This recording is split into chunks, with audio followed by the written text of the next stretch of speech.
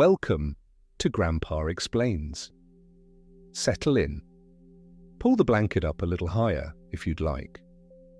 There's nowhere you need to be tonight, and nothing you need to figure out. You don't have to remember any of this. You don't have to understand all of it.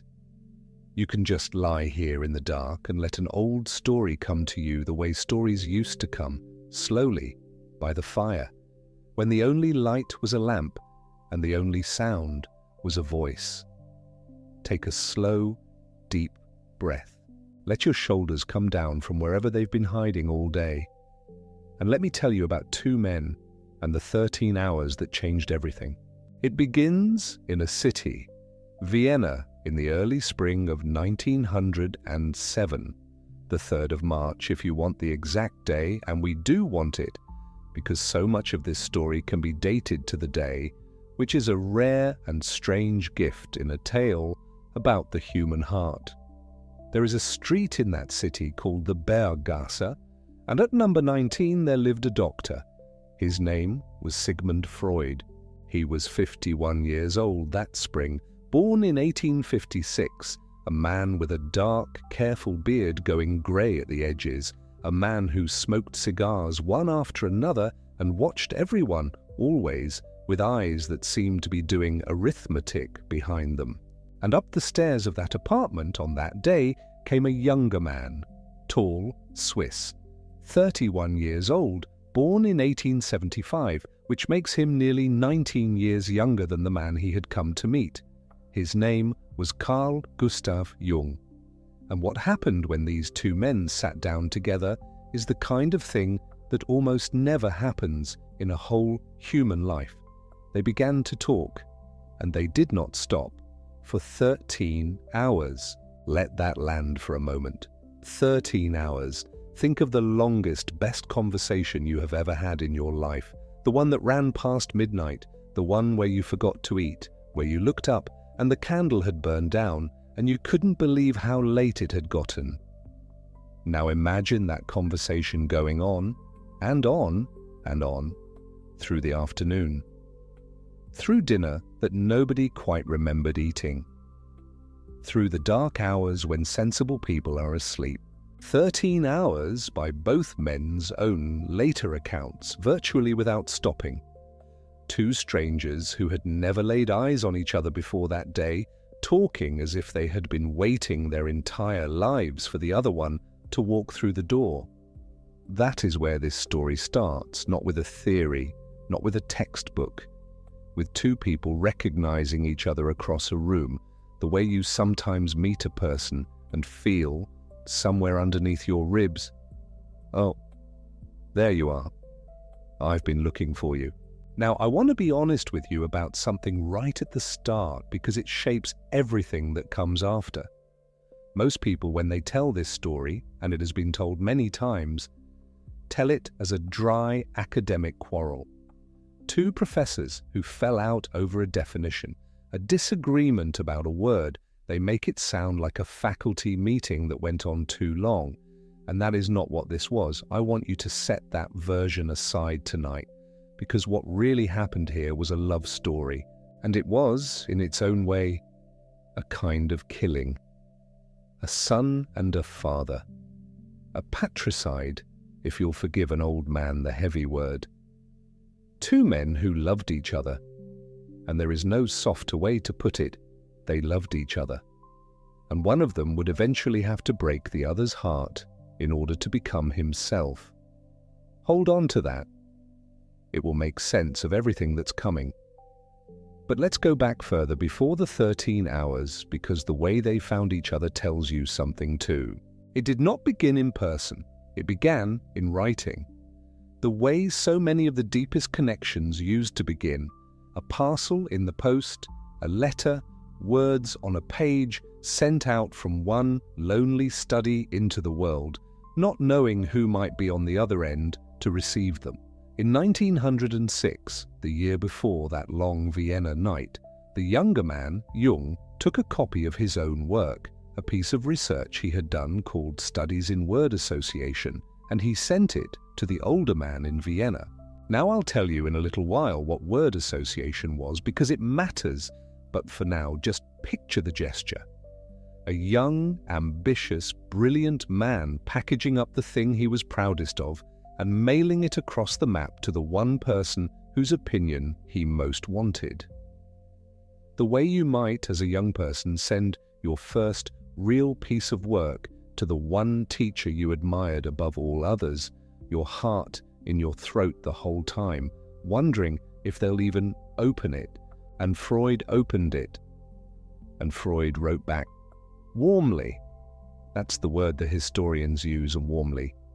The established older man, the controversial doctor in Vienna, whose ideas half the medical world thought were scandalous, took the time to write a generous, encouraging letter back to this younger man up in Switzerland.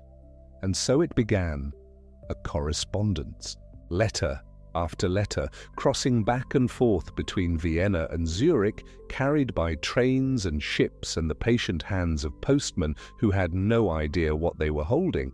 And here is one of the small miracles of this whole story, something that makes it different from almost any other friendship in history. We have those letters. They were kept. They were saved. Roughly 360 of them survive. Freud wrote around 167. Jung wrote around 196. And many years later they were gathered up and published together in a single great book, edited by a man named William Maguire in 1974. The Freud-Jung Letters, it's called. Plain enough title for an extraordinary thing. Think about what that means. Most friendships vanish when they end. They leave behind only memory, and memory is a liar, soft and self-serving, smoothing the edges of what really happened. But these two men wrote everything down. The first shy admiration, the growing trust, the little jokes between them, the flattery, the worry. And then later, though we're getting ahead of ourselves, the cooling, the careful, wounded politeness, and finally, the cold. It's all there, in their own handwriting, in their own words, line by line. We can watch a friendship be born and grow and sicken and die, and we can put a date on nearly every stage of it. There are not many human relationships in all of history that we can read like that, like a diary kept by two people at once. So when I tell you tonight that something happened on a particular day, that is not me guessing. That is the letters. We have them. They tell us now. Take another slow breath, there's no hurry. We have all the time in the world tonight, you and I. I promised I'd explain what brought them together in that piece of research, the word association studies. So let me, because it's a lovely thing and it tells you who Jung was. Word association is simpler than it sounds. Imagine I sat across from you and I read you a list of plain words, one at a time. House, tree, mother, money, water. And every time I said a word, you had to say back the very first word that popped into your head, as fast as you could, no thinking, no editing, just whatever leapt up. Most of the time you'd answer in a flash. House, door, tree, green, easy. But every so often, and this was Jung's discovery, or one of them, every so often you'd hit a word and you'd hesitate, just a beat too long, or you'd stumble or laugh nervously, or your answer would come out strange. And Jung, with a stopwatch, noticed those hesitations. He measured them, and he realized that the words that tripped you up were the words sitting on top of something tender and hidden underneath. A sore spot in the mind, a buried hurt, a secret the person wasn't even fully aware they were keeping. He called those tender clusters complexes. There's a word you've heard. We still say it. We say someone has an inferiority complex. We talk about complexes all the time, and a great deal of that comes straight out of this. Out of a young Swiss doctor with a stopwatch, watching where people stumbled over ordinary words and understanding that the stumble was a kind of confession. Keep the word in your pocket. We'll come back to it because the man who could find the hidden sore spot in everyone else's mind was, in the end, going to walk straight into the one in his own. And do you see why this would have thrilled the man in Vienna? Because Freud had spent years arguing, to a world that mostly laughed at him, that beneath the polite surface of the mind there was a whole hidden country.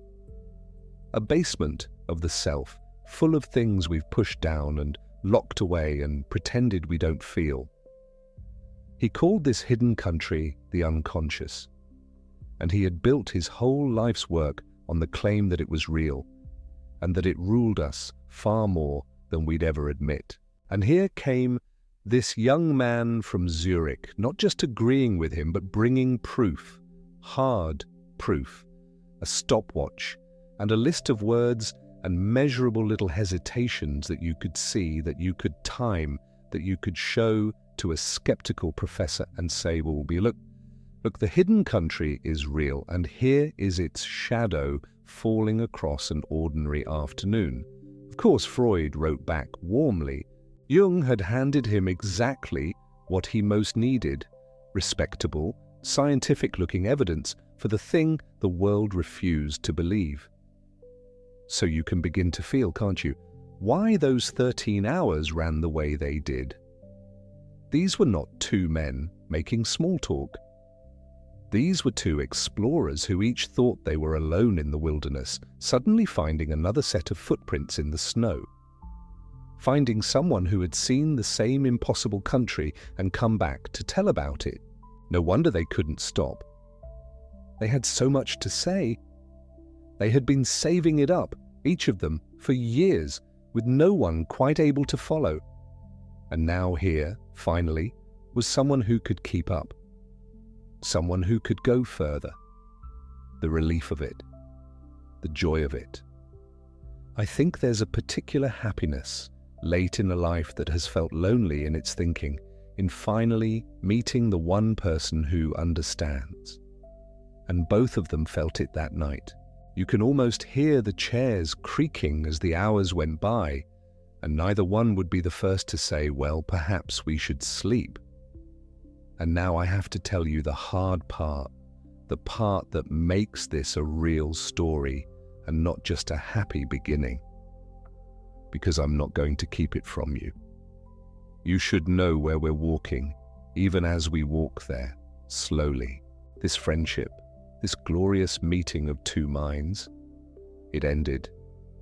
Not gently, not by drifting apart the way old friends sometimes do, growing distant over years until one day you realize you haven't spoken in an age. No, it ended on a date. We can name it.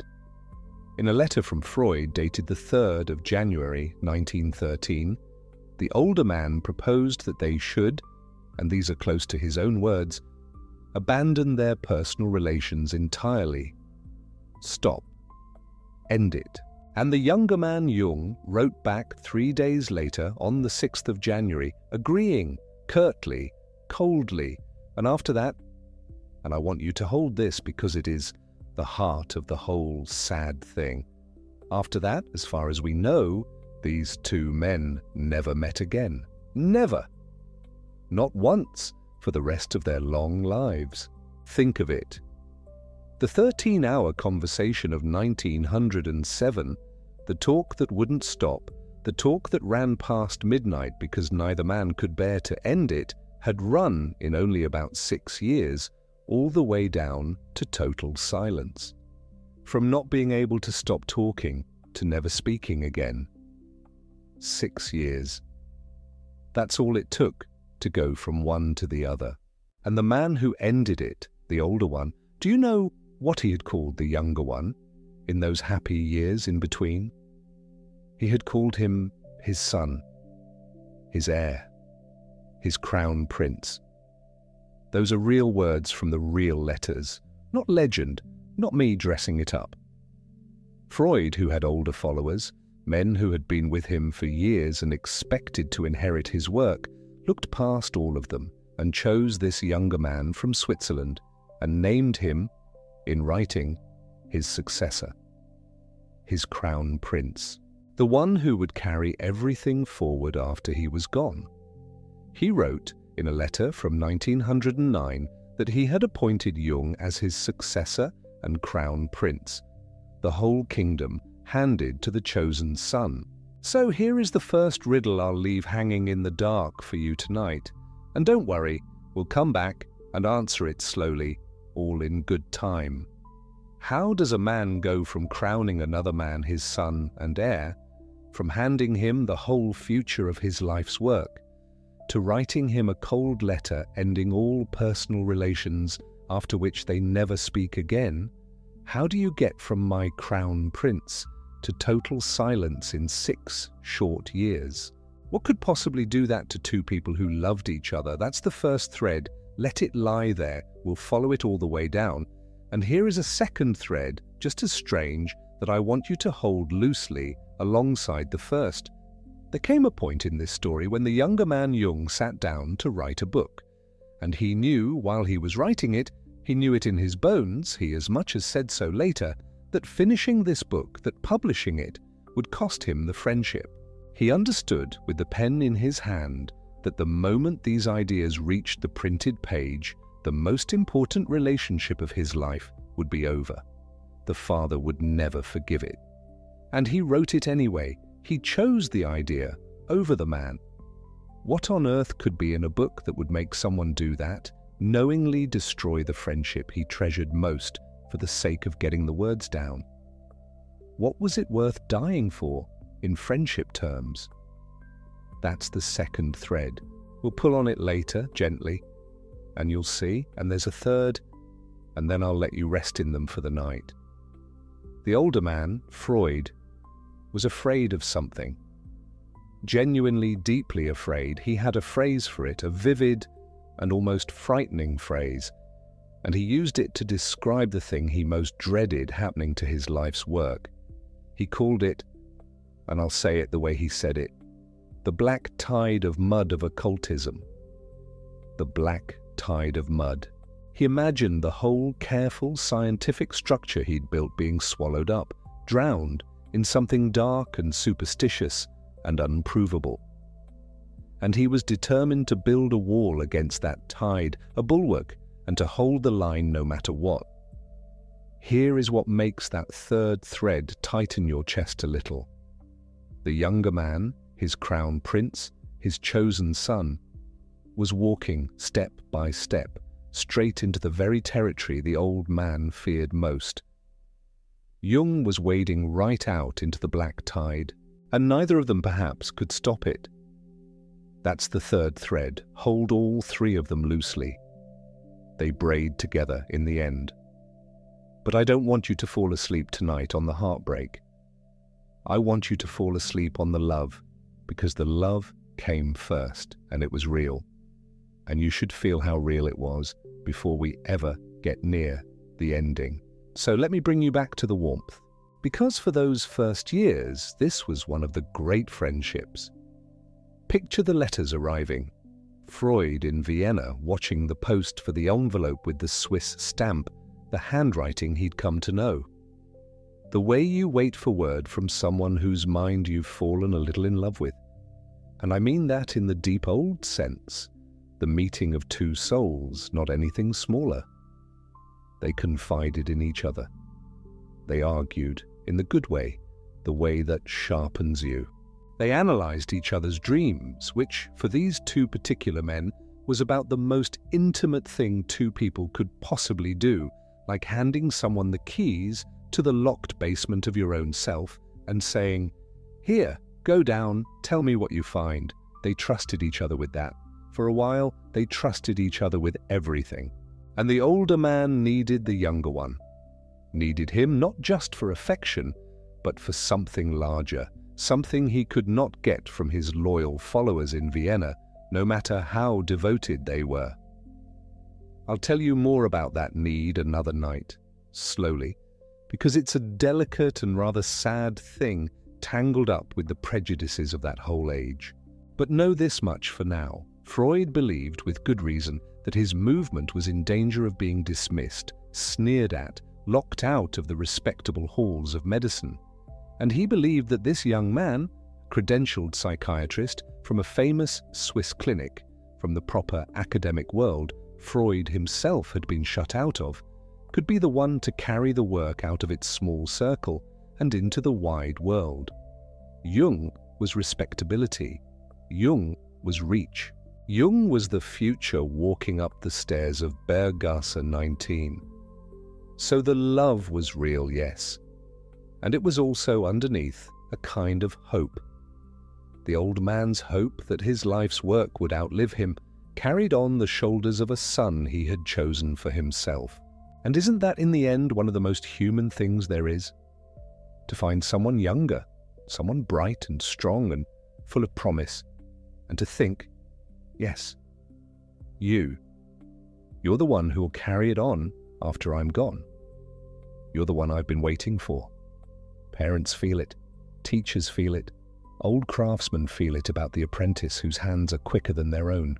It's a kind of love that's all bound up with mortality, with the knowledge that we don't last, and the longing for something of us to go on anyway. Freud felt all of that about Jung. He looked at this gifted younger man and he saw his own work surviving him. He saw the future, and he handed it over with both hands, which is exactly why, when it broke so terribly. Because you can only be betrayed by someone you trusted. You can only have your heart broken by someone you let close enough to do it. A stranger can't break your heart. Only a son can, only a father can, and these two had made themselves in everything but blood a father and a son. So that's where I'll leave us tonight. In the early warmth, before the cold ever came. Two men in an apartment in Vienna on the 3rd of March, 1907, talking for 13 hours straight because they could not bear to stop. A bundle of letters crossing the mountains between two cities year after year. An old man who has found at last the heir he was looking for. A young man who has found the one mind in the world that can follow his own. And somewhere down the road, still hidden in the dark ahead of them, three things waiting. A crown that turns to silence.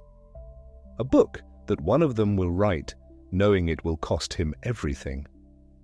And a black tide of mud that the old man fears, and that the young man is already, quietly, beginning to wade out into. Don't worry about any of it tonight. The threads will still be here. The letters were kept, the story is safe, nothing is lost. Just rest for now in that warm apartment with the lamp burning low and the two of them talking, the hours slipping past unnoticed, neither one wanting the night to end. Let your breathing slow to the rhythm of that quiet room. There's nothing you need to do. The story will go on whether you stay awake for it or not, and that's exactly as it should be. Two people once recognized each other across a room, and for a little while the world was very full and very bright, and the hours went by, and still they talked. Let me tell you how it started, because it didn't start in that room. It started on paper. A year before the 13 hours, in 1906, the younger man sat down and sent a book across the mountains to a stranger. The book was called Studies in Word Association, and the younger man was Carl Jung, working at a clinic in Zurich called the Burghölzli. That word is a mouthful, I know. Just think of it as a great stone hospital on a hill, full of people whose minds had wandered somewhere the rest of us can't follow, and the doctors who sat with them and tried to listen. Jung was one of those doctors, a serious young man, well-dressed, well-spoken, with a respectable name and a respectable post under a famous chief. He had everything the older man in Vienna did not have, and he wrapped up his book and he sent it south. And in Vienna, the older man opened it. Sigmund Freud, already past 50 by then, already the author of a strange and difficult book about dreams that the proper doctors of Europe mostly laughed at or refused to read. He had spent years being laughed at. He had built something out of nothing in a city that did not want it, with a small circle of followers who met around his table, and he was used by now to the sound of doors closing. And then a letter comes from Zurich, from a young man at a famous clinic, a young man who has actually read him, not skimmed him, not mocked him, used his ideas, tested them, found them good. You can imagine, can't you, what that felt like? To work in the dark for years and then, one ordinary morning, to find that someone far away has been reading by the same small light. Freud wrote back, and he wrote back warmly. And that was the first thread. One book, one warm reply, and then another letter and another. This is something I want you to hold on to tonight because it's easy to miss. The whole great friendship, the whole great wound, all of it began the way so many of the deepest things in a life begin. Quietly, in writing. Two people who had never seen each other's faces, finding each other one envelope at a time. And they kept writing. For years they kept writing. We know this not because someone remembered it later and told the story over dinner. We know it because the letters were saved, hundreds of them. Somewhere around 360 letters, all told, passing back and forth between Vienna and Zurich. Freud writing well over 150 of them. Jung writing even more. And long after both men were gone, a careful editor named William Maguire gathered them all together and published them in one volume in 1974 and called it simply the Freud-Jung Letters. Now think about what that means, lying here in the dark. It means we can follow this story almost day by day. We can watch the warmth come into the letters, and then, much later, we can watch it cool. We can date the death of a friendship to the very week it died, because the men wrote it down themselves and someone kept the pages.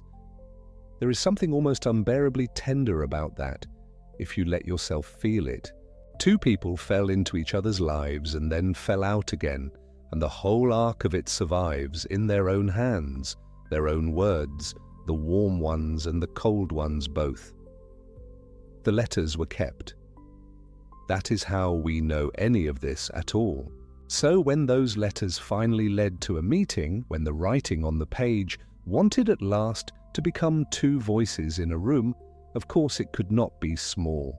The 3rd of March, 1907, Vienna, Freud's apartment on a street called Berggasse at number 19. The younger man came down from the north to meet, in person, the mind he had been speaking to on paper for a year. And they talked for 13 hours. Let that sit with you a moment. Not 13 minutes, not an afternoon. 13 hours by both their own later accounts, very nearly without stopping. A whole day folded inside a single conversation, morning to night and into the night, the light changing in the windows, the city outside going about its ordinary business. And inside that apartment, two men who had finally found, each in the other, the one person who could keep up. Have you ever met someone like that, even once? Where an hour goes by and feels like a minute, where you keep saying just one more thing, just one more, and the clock keeps lying to you and you don't care? Most of us get that 2 or 3 times in a whole life if we're lucky. These two got it in one long March day, and it was so strong that it set the shape of everything that came after. 13 hours is not how strangers talk. 13 hours is how two people talk when something in them has been waiting a long time to be answered. And here is the thing I want you to feel about it. The thing the dry tellings always leave out. People will tell you this story later as a quarrel between two scientists, a dispute about a theory, a disagreement over a word. And it is true that there was a theory and there was a word, and they will matter very much before we are done. But that is not what this is, not really. A theory does not faint. A theory does not write 360 letters. A theory does not talk for 13 hours without wanting the day to end. What began in that apartment was not an academic arrangement. It was a love story, the love of a younger man for the only mind that could follow his, and the love of an older man for the son he had chosen, the heir he had been hunting for all those lonely years. And because it was a love story, the ending, when it came, would not be a polite disagreement filed away in a journal. It would be a patricide, a son turning on a father casting out a son, done with the same intensity that filled those 13 hours, only turned all the way around. That is the frame I want you to carry into the dark with you. Not two professors, a father and a son who chose each other and who would, in the end, undo each other. And already, even in that first warm room, the shape of the ending is hidden somewhere in the talk, though neither of them can see it yet. 3 things waiting up ahead in the years they cannot yet imagine. A crown. The old man is going to lift this young stranger up above all his older, longer-serving followers and call him his successor, his heir, his crown prince, in his own handwriting. And one day that crowned prince will fall silent, and the two of them will never speak again. A book. The young man is going to write something. Not yet, but someday, and he will know while he is writing it, with the pen still in his hand, that finishing it will cost him this friendship, the most important of his life. And he will finish it anyway. And a tide, a black tide of mud, the old man will call it, a thing he is afraid of, deep down, more afraid than he will admit to anyone. And the terrible part, the part neither of them can see on this bright March day, is that the young man he loves is already, very quietly, beginning to walk toward exactly the water the old man fears the most. But none of that has happened. Tonight, none of it has happened. Tonight it is only the 3rd of March, and the lamp is lit and the conversation is still in its first hour, with 12 more ahead of it, and neither of them knows anything except that they have found each other, and that the talking is good, and that they do not want it to stop. Let us pause here a moment, take a slow, deep breath, notice the weight of your body where it rests, and how little it asks of you right now. And when you are ready, we will go on together back into that room, where the hours are still slipping past, and the two of them are still talking, and the night is still young. So let us go on.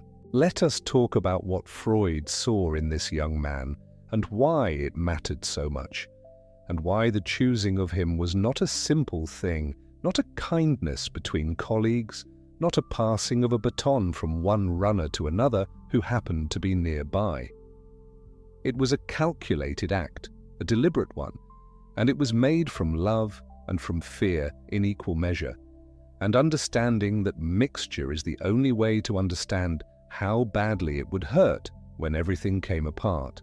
Sigmund Freud was 50 years old when Carl Jung walked into his apartment on that March afternoon in 1907. He had been building psychoanalysis for years, the word association work, the dream work, the theory of repression, the idea that beneath the surface of ordinary conscious life lay something else, something older and darker and more powerful, pushing upward. He had published The Interpretation of Dreams in 1900, and it had been, by his own cheerful accounting, almost completely ignored. Roughly 350 copies sold in the first 6 years. The reviewers who did notice it called it, on the more charitable days, eccentric, and on the less charitable ones, obscene.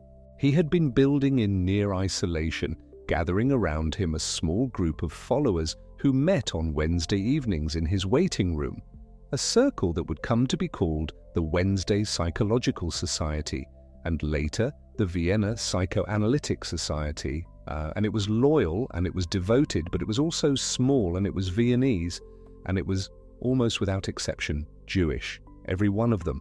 And Freud was aware of this. He was acutely, almost painfully aware of it. Because in Vienna in 1907, in the world of academic medicine, in the world of university appointments and professional respectability, being Jewish meant something. It meant a ceiling, it meant a wall. It meant that no matter how good the work was, there were doors that would not open, audiences that would not listen, because the name on the paper came from the wrong tradition. Freud had not been made a full professor at the University of Vienna until he was 46, and even then it had required years of lobbying and the intervention of a patient with connections. He knew what the movement looked like from outside. He knew how it was described by its enemies, a Jewish science. That was the phrase, meaning not quite real, meaning built on obsessions belonging to a particular culture, not universal truths, meaning something that could be safely dismissed by the respectable Gentile world of German-language psychiatry without having to engage with it seriously. And then Jung came. Carl Jung was 31. He was Swiss.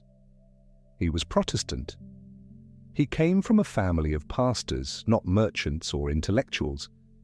He had grown up in Basel and studied medicine and gone on to work at the most prestigious psychiatric institution in the German-speaking world, the Burghölzli Clinic, which was part of the University of Zurich. The Burghölzli. Even the name carries a certain weight, a certain solidity. This was not a private sanatorium, not a small practice in a side street. This was a serious academic institution known across Europe, and Jung was working there under Eugen Bleuler. You might not know Bleuler's name, but you know one of his words. It was Bleuler who coined the term schizophrenia, gathering together a set of symptoms that had been described in various ways by various people and giving them a single, precise name that is still in use today. To work under Bleuler at the Burghölzli was to work at the center of academic psychiatry, and Jung was not just working there, he was publishing.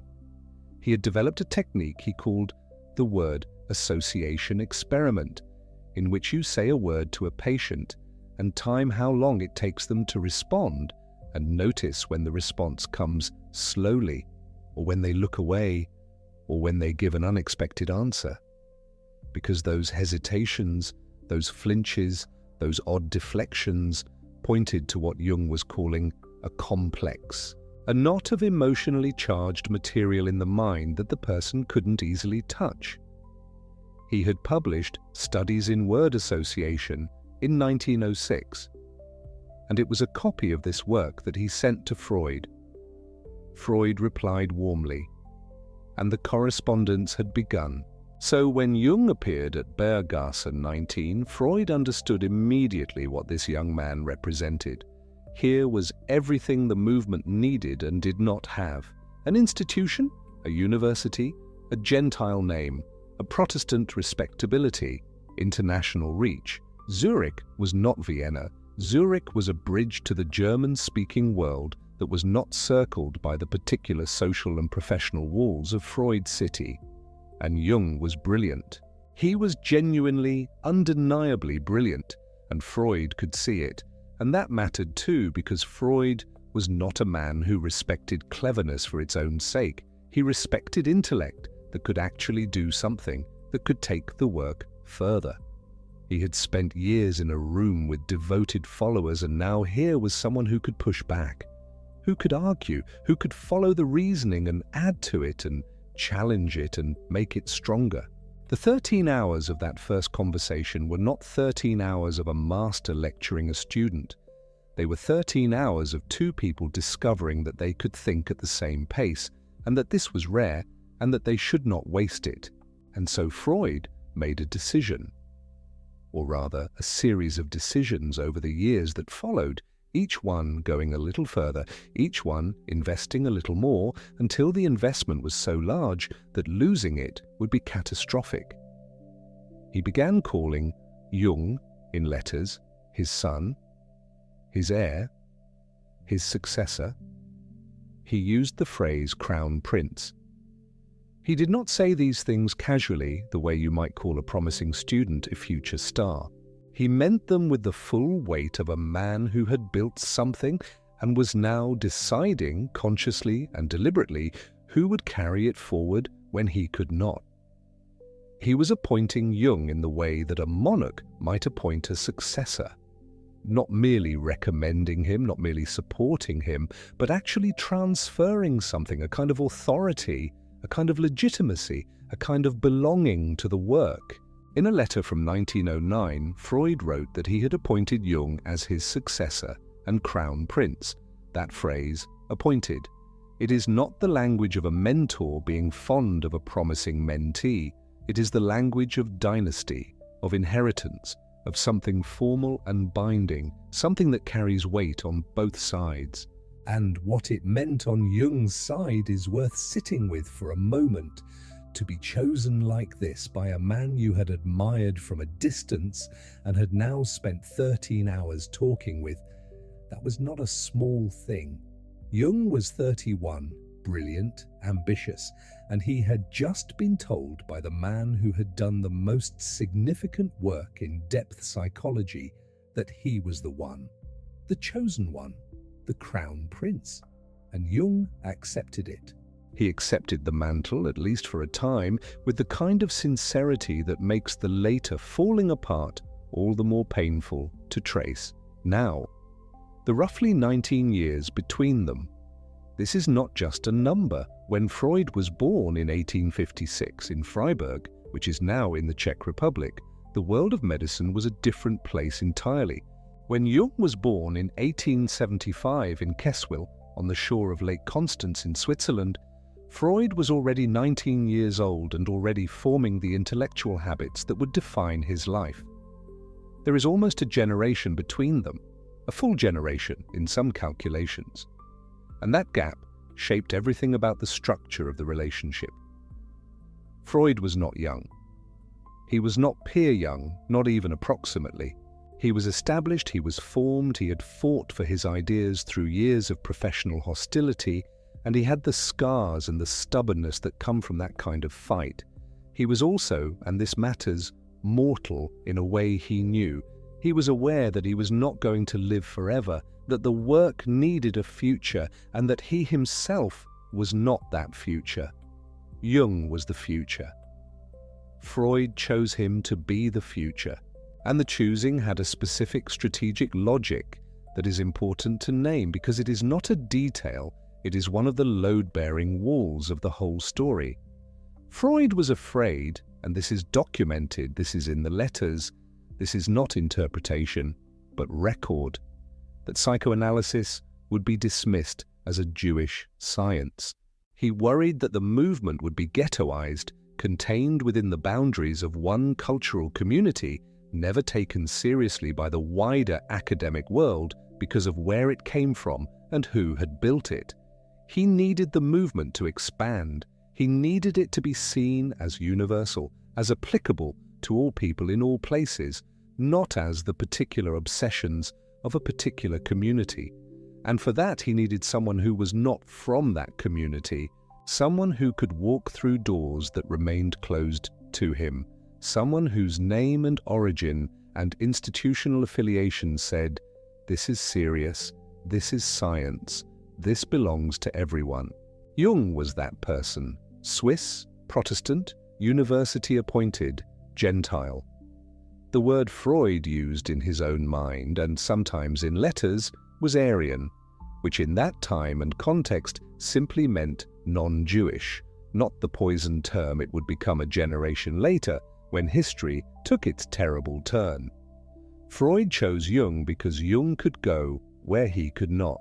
And the terrible irony of that choice, the irony that is almost too heavy to hold, is that by the time the world had finished turning, by the time the next decades had run their course, the word Aryan itself would become one of the instruments of a catastrophe that Freud and Jung and everyone in their world could not yet imagine on that evening in 1907. But that is later.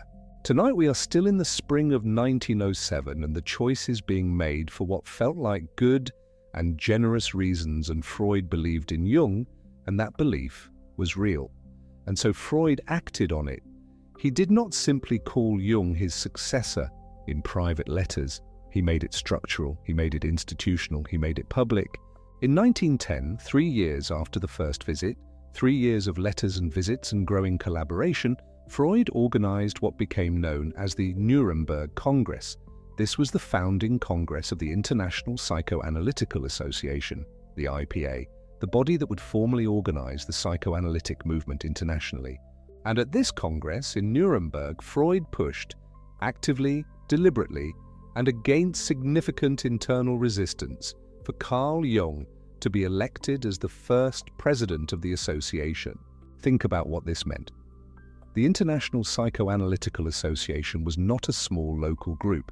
It was the organization that would carry the identity and the authority of psychoanalysis across borders, that would say who was and who wasn't a psychoanalyst in the eyes of the movement. And the man Freud wanted to lead it was not one of the Vienna circle, not one of the people who had been there from the beginning, meeting in the waiting room on Wednesday evenings, building the work alongside Freud through the lean years of dismissal and hostility. It was a Swiss outsider, 34 years old, who had arrived relatively recently and been immediately elevated above all of them. The Viennese did not take this quietly. They were, by any reasonable account, furious. Wilhelm Stekel was among those who objected. Alfred Adler, the brilliant, combative figure who had been one of Freud's closest collaborators and who would himself split from the movement not long after, in 1911, to found his own individual psychology. Adler was among those who felt the injustice of it. These were men who had given years, who had built alongside Freud, who had earned their place, and they were now being told that the presidency of the entire international association would go to someone from Zurich, someone whose commitment to the sexual theory was, even then, not entirely unambiguous.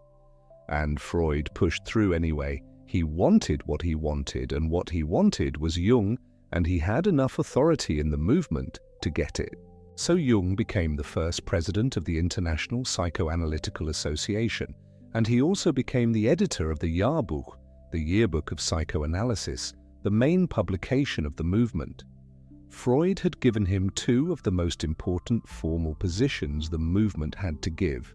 He had not just said, "You are my heir," in private correspondence. He had made it official, public, institutional. He had, in the way a father might sign over a property in a legal document, made Jung the heir in fact, as well as in feeling. And sitting inside all of this is a complexity that is worth letting breathe for a moment, here in the quiet. The father-son structure of the relationship, and both men would describe it in exactly these terms, not reluctantly but openly, as if it was simply the natural shape of what was between them, was real and was felt on both sides. Freud called Jung his son. Not a student, not a colleague, not an ally, a son. And Jung, at least in the early years, received this with something very like the gratitude and the weight and the complication of an actual son relationship. He wrote to Freud with deference. He deferred to Freud's judgments. He was, for a significant stretch of time, genuinely within the orbit of this man's authority in a way that went beyond professional admiration. It was something more personal than that, something that had the texture of family feeling, which is one of the reasons the ending of it would carry the specific pain that endings within families carry. Not the pain of losing a colleague, but the pain of losing a father, of losing a son. And there is a layer beneath even this that is worth naming carefully, because it is one of the stranger and more human aspects of the whole story. Freud was, by his own account and by all external evidence, a man who had complicated feelings about succession. He had complicated feelings about being replaced, about the generation that would come after him and carry the work forward without him. He wanted an heir. Genuinely, urgently, he wanted the work to outlast him, but he also, in some less clearly acknowledged part of himself, wanted the heir to remain an heir, to remain a son, not to grow past him, not to grow into something that no longer needed his authority or his approval. He wanted someone who would carry his torch, not someone who would light a different one. And Carl Jung was not built to remain a son. That was the fault line under the whole beautiful edifice. That was what neither of them could see there in 1907 and 1909 and 1910, in the warmth of the letters and the congresses and the official titles. Jung was never going to stay where Freud needed him to stay. Not because he was disloyal, but because his mind was going somewhere else, following something that pulled at him from deep inside the work itself. And he could not stop it any more than you can stop a river. But that is still ahead. Tonight we are still in the years when the bond is holding, when the letters are warm, when the institutional machinery of psychoanalysis has been arranged to make room for Jung at its very top. And it is worth resting here, just for a breath, in the fact of how much Freud wanted this to work, how much he believed in it. He was not a naive man. He was not easily charmed. He had been in the world of ideas and professional struggle long enough to know the difference between genuine intellectual companionship and flattery, between a mind that could actually do the work and a mind that was merely impressive in conversation. And he chose Jung with his eyes open, with all of his considerable analytical intelligence applied to the choice. He thought it was right. He thought it was the best thing he could do for what he had built. Let us pause here for a moment, take a slow, deep breath in and let it go slowly. Notice where the air enters and where it settles. Notice that the room around you is still and that none of this urgency belongs to tonight, to this hour, to this particular darkness. And when you are ready, we will continue back into those complicated years where the warmth is still holding, but the first small cracks are beginning to appear underneath it. Now, there is one more dimension to the choosing of Jung that we have not yet looked at directly, and it is a dimension that adds a kind of melancholy to everything that follows, because it involves what Freud was afraid of. Not afraid of Jung specifically, not yet, but afraid of something larger, something that he sensed circling the edges of his work, threatening to pull it off course, to make it soft, to make it unscientific, to make it into something he had not built it to be. Freud had built psychoanalysis on a particular foundation. The foundation was the sexual theory, the idea that at the root of neurosis, at the root of human psychological suffering, lay something specifically sexual. Repressed wishes, repressed memories, conflicts around desire and prohibition and the body, the Oedipus complex, the stages of development, the libido, which in Freud's framework was specifically sexual energy, the force that drove desire and shaped the psyche from earliest childhood. This was not incidental to his work, it was the engine of his work. It was what made it different from everything else, what gave it its explanatory power, what scandalized the respectable world of Vienna and Berlin and London, and made people either furious or fascinated. The sex theory was the thing. Remove it or soften it or make it just one element among others, and you had not modified psychoanalysis, or you had dismantled it. You had taken out the foundation and left the building standing on nothing. Freud knew this. He knew it the way a builder knows where the load-bearing walls are, and he was accordingly inflexible about it. This inflexibility is sometimes described as a personal failing, a kind of intellectual authoritarianism, and in some ways it was, but it is worth understanding where it came from, because it did not come only from vanity or stubbornness. It came from fear, a specific, located fear that Freud actually articulated in words, in conversation, in memories, dreams, reflections. Jung's late autobiography, written toward the end of his long life, and therefore filtered through many years of hindsight and a rupture that had by then been complete for decades, Jung reports a conversation in which Freud asked him to promise to never abandon the sexual theory, to make it a dogma, to treat it as a bulwark. And when Jung pressed on it why this was so important, why a scientific theory needed to be treated as a dogma rather than as a hypothesis held open to revision, Freud explained himself. He said that the sexual theory needed to be a bulwark against what he called the black tide of mud of occultism. The black tide of mud of occultism. That phrase. It has stayed in the record for over 100 years because it is so vivid, so alive with the specific texture of Freud's fear. He was not afraid of a wrong idea. He was afraid of a direction. He was afraid of the territory that opened up if you allowed psychoanalysis to drift away from its materialist, sexual, bodily foundation. The territory of myth and symbol and religion and mysticism and the kind of diffuse spiritual talk that he associated with the pre-scientific, with the sentimental, with everything that empirical medicine had been slowly and painfully working to leave behind. He had seen it. The respectable world already wanted to call his work unscientific.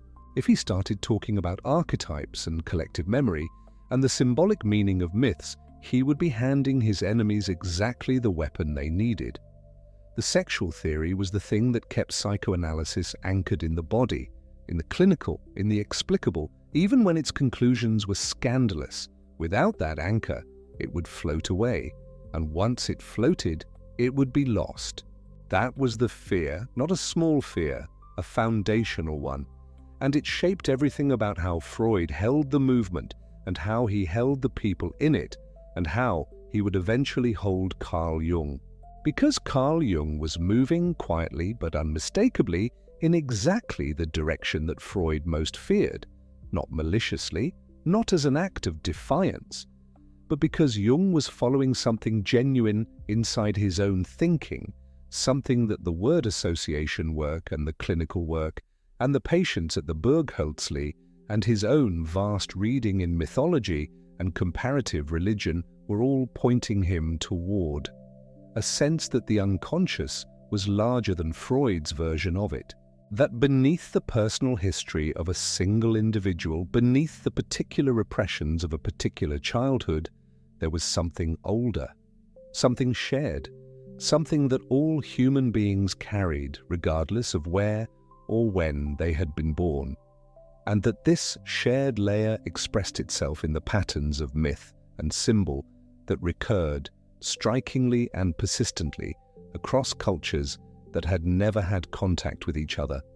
The same figures, the same stories, the same deep structures showing up in the dreams of a patient in Zurich and in the mythology of ancient Egypt and in the fairy tales of indigenous peoples of the Americas. This was not coincidence, Jung thought. This was evidence of something. Something structural in the human psyche itself, something inherited not as memory, but as potential, as pattern, as template. He was building toward what he would eventually call the collective unconscious, and perched within that collective unconscious, he was building toward what he would call archetypes, universal, symbolic patterns that appear in dreams and myths and religions and stories across all of human history. The Great Mother, the wise old man, the shadow, the dark twin, the hidden rejected parts of ourselves, the self, the whole that the individual is always, in the journey of a lifetime, slowly becoming. These ideas were not yet fully formed in the first years of his friendship with Freud. They were forming, they were pressuring upward from below, like something insisting on being born. And the pressure was growing year by year, letter by letter, toward the moment when they would become a book that would change everything. But the institutional years, the years of the IPA presidency, of the Jahrbuch editorship, of the Crown Prince title carried in the privacy of correspondence, These were also the years of the Nuremberg resentments, and it is worth pausing on those for a moment because they are part of the texture of what was coming. When Freud pushed Jung's election at Nuremberg in 1910, he did so partly by making a case to the Viennese that they must accept this, that the expansion of the movement required it, that psychoanalysis could not afford to remain only Viennese, only Jewish, only local. He asked them to swallow their objections for the sake of the larger project. Some did. Others chafed. Alfred Adler, who was already developing his own divergent ideas. The idea that the primary drive was not sexuality but a striving for power, for significance, for superiority over a felt sense of inferiority. The inferiority complex that has become such a common phrase that most people don't know it has a specific origin. Adler left the movement the following year, in 1911, and founded what he called individual psychology. His departure was the first major schism. Wilhelm Stekel left around the same time. The pattern was already there, already visible. Freud's movement had a center that held by excluding those who disagreed with the fundamentals, and the price of that holding was that the people who left took pieces of the work with them and built something new out of what they had learned. Jung saw all of this. He was at the center of it, formally, as president of the IPA. He managed the disputes, facilitated the congresses, maintained the correspondence that kept the international network together, and all the while his own thinking was moving further from the center, was drifting, no, not drifting, the word is wrong, was being pulled by an internal current he could not resist, away from the foundation of the sexual theory and toward the vast, dark, mythological territory that Freud feared. And the age gap, the 19 years. It matters here in a very specific way. Freud was 54 when Jung was elected IPA president. Jung was 35. The generational distance meant that Freud's intellectual framework had been built in an entirely different context, had hardened through an entirely different series of battles, and had arrived at its current form via a struggle that Jung had not shared. For Freud, the sexual theory was not just correct, it was hard-won. It was something he had defended against ridicule and hostility for decades. Its cost to him was personal and professional and immense. He was not going to soften it the way you might soften a hypothesis you had arrived at through comfortable thinking in peaceful circumstances. He had paid for it in blood, professionally speaking. And now this 35-year-old was implying gently at first, and then with increasing clarity, that the foundation was too narrow, that the libido was not specifically sexual energy, that it was something more general, something that could flow into religious feeling and artistic creation and mythological imagination, without those things being simply disguised sexuality, that the unconscious was not primarily a dustbin for repressed desires, but a vast ancestral inheritance shared by all of humanity, full of symbolic patterns with their own meaning and their own logic. For Freud, this was not a modification, it was a demolition. If the libido was just general life energy, the sexual theory dissolved. And if the sexual theory dissolved, so did the specific explanatory architecture that made psychoanalysis rather than just another vague philosophy of the mind. You can feel, underneath the warmth of even the most affectionate letters of those years, the quiet pressure building.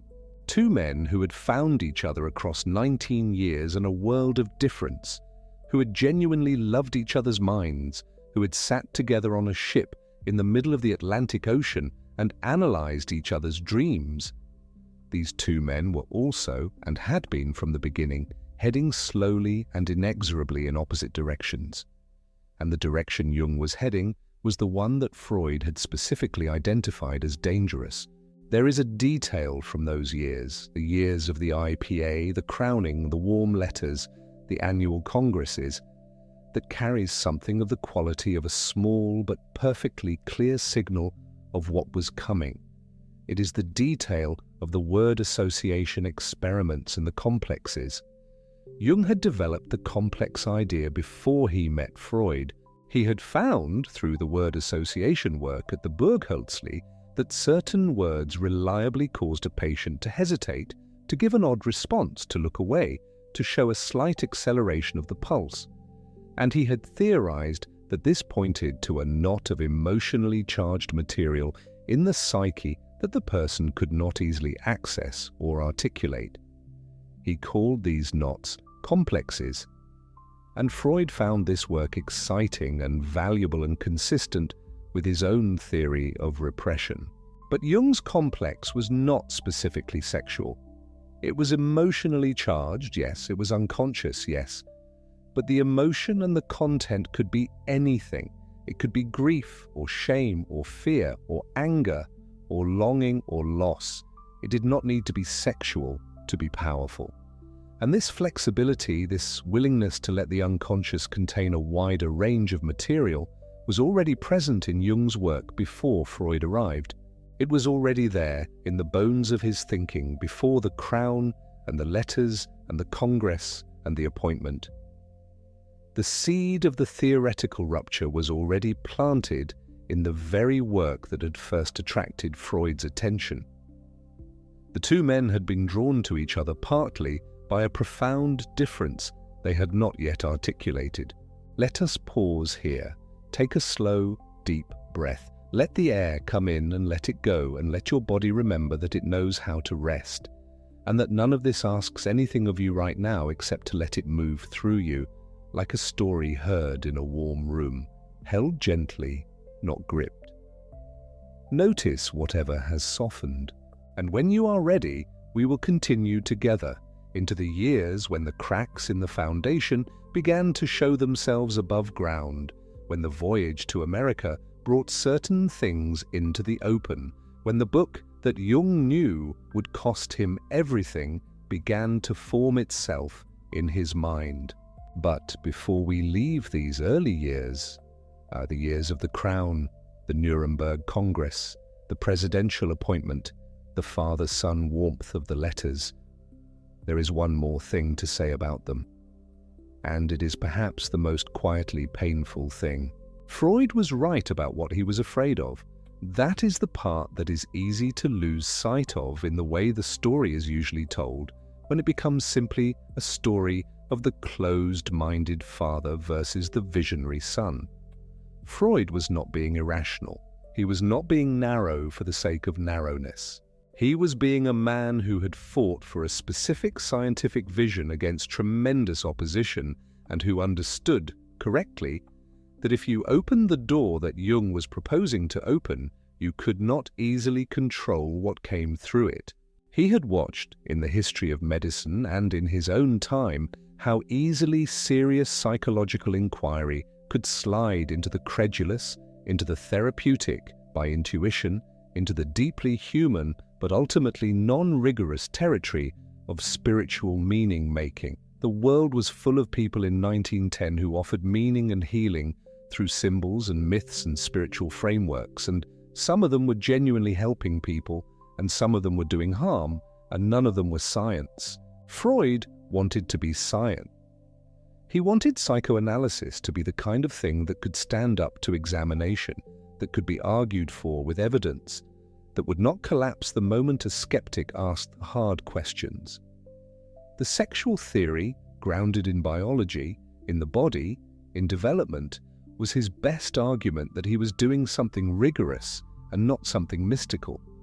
He was not wrong to be protective of it, and Jung was right about what he was moving toward. That is the other part. He was genuinely seeing something in the clinical material, in the patterns of dreams across different patients, in the recurrence of certain images and stories, in the mythological literature that he was reading voraciously throughout those years.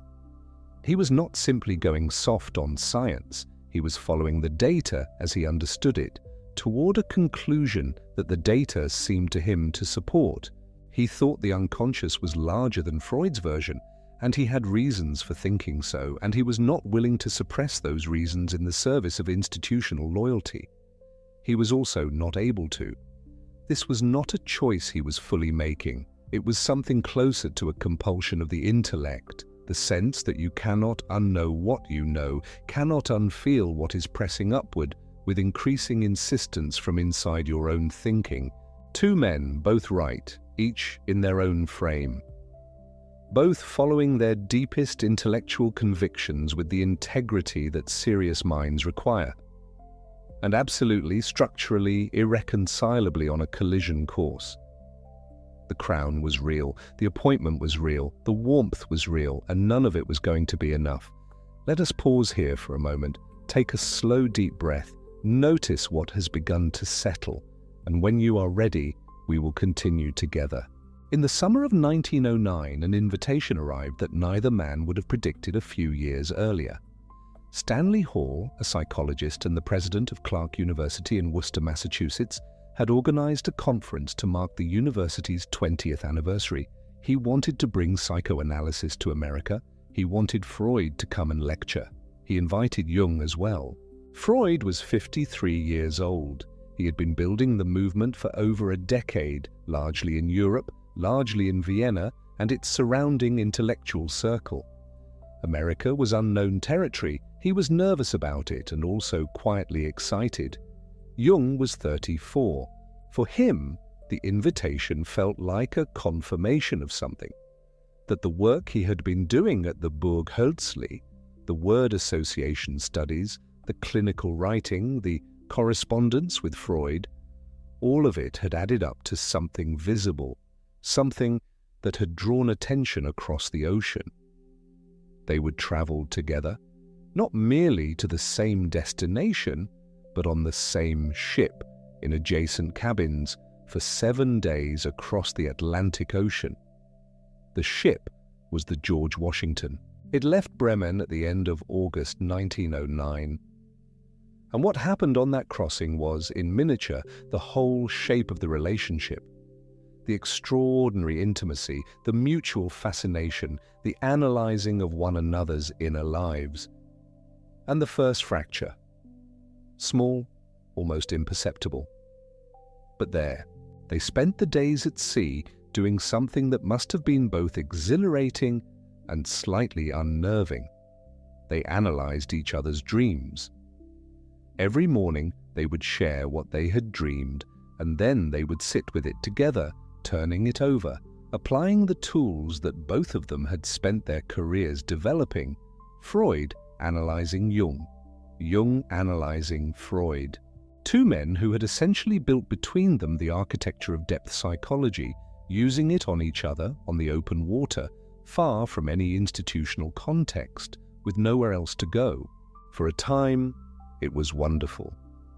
The thing that had begun in letters, that had deepened over the visits to Vienna and to Zurich, was now something that filled their hours entirely.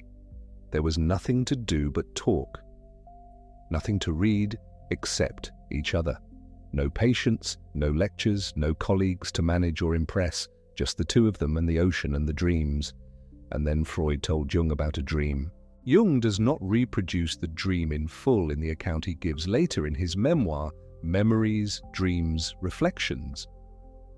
What he tells us is that he pressed Freud to free associate. That is the foundational technique. The dreamer does not analyze the dream from the outside, but speaks freely about each element of it, following wherever the mind leads, without editing, without selecting for sense or respectability. It is how the hidden material surfaces. It is how the method works. Jung asked Freud to do it, to follow the associations wherever they led, to apply to himself the technique he had designed for others. Freud declined. He said, according to Jung's later account, that he could not risk his authority. Sit with that for a moment. The man who had asked thousands of patients to surrender their defenses, to speak without censorship, to allow the most private and sometimes most shameful material to rise to the surface. That man, when asked to do the same himself, said that he could not afford to, not that it would be painful, which would be understandable, not that he was not ready, which would be honest. He said he could not risk his authority. Jung recorded this as a turning point in his understanding of Freud, not a rupture, not an accusation, but a moment of quiet revelation.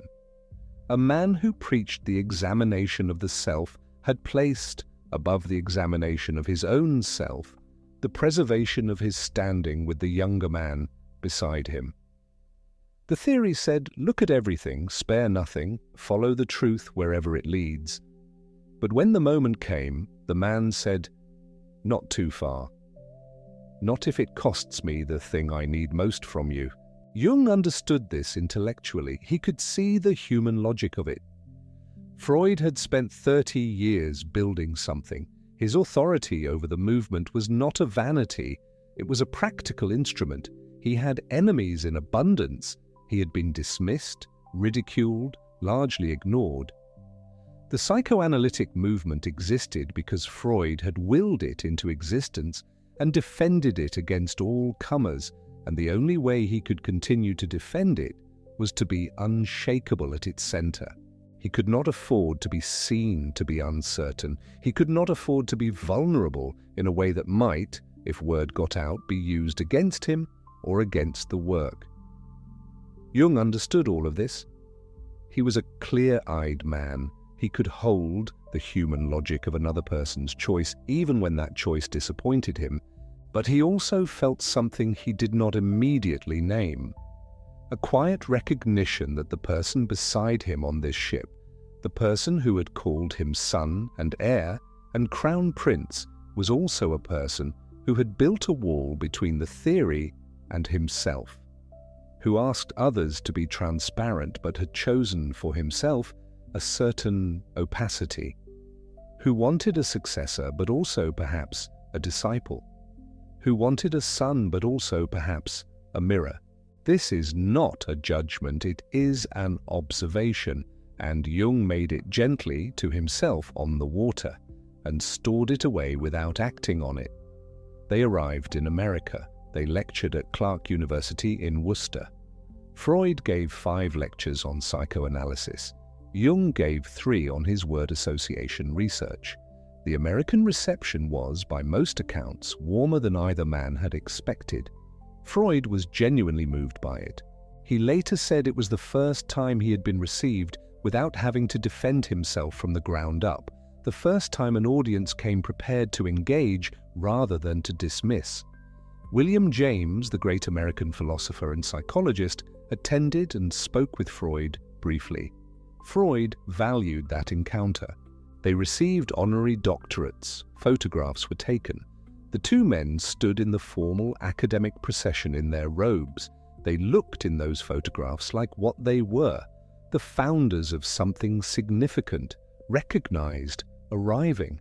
But between them on the way there, something had shifted, very slightly, a degree or 2 off the axis, enough that a sensitive man would notice it. Jung was a sensitive man. He had noticed something else on that voyage, or just before it. In Bremen, before they boarded the ship, at a dinner, Jung had been talking about a phenomenon he found interesting: the peat bog bodies of northern Europe. Ancient human remains preserved for centuries in the acidic, oxygen-poor conditions of the bogs, found occasionally when farmers dug too deep. Jung found them fascinating from a historical and anthropological perspective, and he had been reading about them. He talked about them at dinner. Freud fainted, not gradually. He simply lost consciousness there at the table. He had to be helped, supported, revived. When he recovered, Freud said something remarkable. He said that Jung's interest in these ancient preserved corpses was an expression of a death wish, directed at Freud himself. That Jung, on some unconscious level, wanted Freud dead, and the peat bog bodies were the symbol through which that wish had surfaced. Jung was bewildered. He had been interested in an archaeological phenomenon. He had been making conversation about something he had read. The idea that this was a disguised murder wish aimed at the man across the table struck him as almost incomprehensible. But here is the thing that Jung held in his mind afterward, carefully. Freud had interpreted the fainting as evidence of a death wish in Jung. He had not said, "I fainted because something in me responded with distress to the subject of death and the passing of time," which would have been a self-examination. He had turned it outward. He had made the evidence of his own vulnerability into a statement about Jung's unconscious aggression. He had used the theory to point away from himself. It was not the only time Freud fainted in Jung's presence. There was another episode, later, in Munich in 1912. By that point, the friendship had already begun to cool in ways both men could feel, and they were meeting with others at a gathering, and the conversation turned to something. The exact trigger is less clear than the Bremen story, and Freud collapsed again. He had to be carried. Jung lifted him. Jung, the larger and younger man, carried Freud to a couch and set him down gently and waited while he regained himself. Freud, coming to, is reported to have said something about how sweet it must be to die. This is the kind of line that does not leave you, however it was meant, and we cannot know exactly how it was meant, whether it was a flash of genuine feeling or a kind of dark irony or something else entirely. It lodged in Jung's memory and remained there, precise for the rest of his life. The man who had built a theory of the unconscious, lying on a couch where his student had placed him, saying that dying might be sweet. Jung was disturbed by these episodes, not because he lacked compassion for Freud's distress, but because of what Freud did with them each time. Each time he fainted, Freud's interpretation circled back to Jung as the cause. Jung's aggression, Jung's unconscious death wish, Jung's ambition threatening the father figure.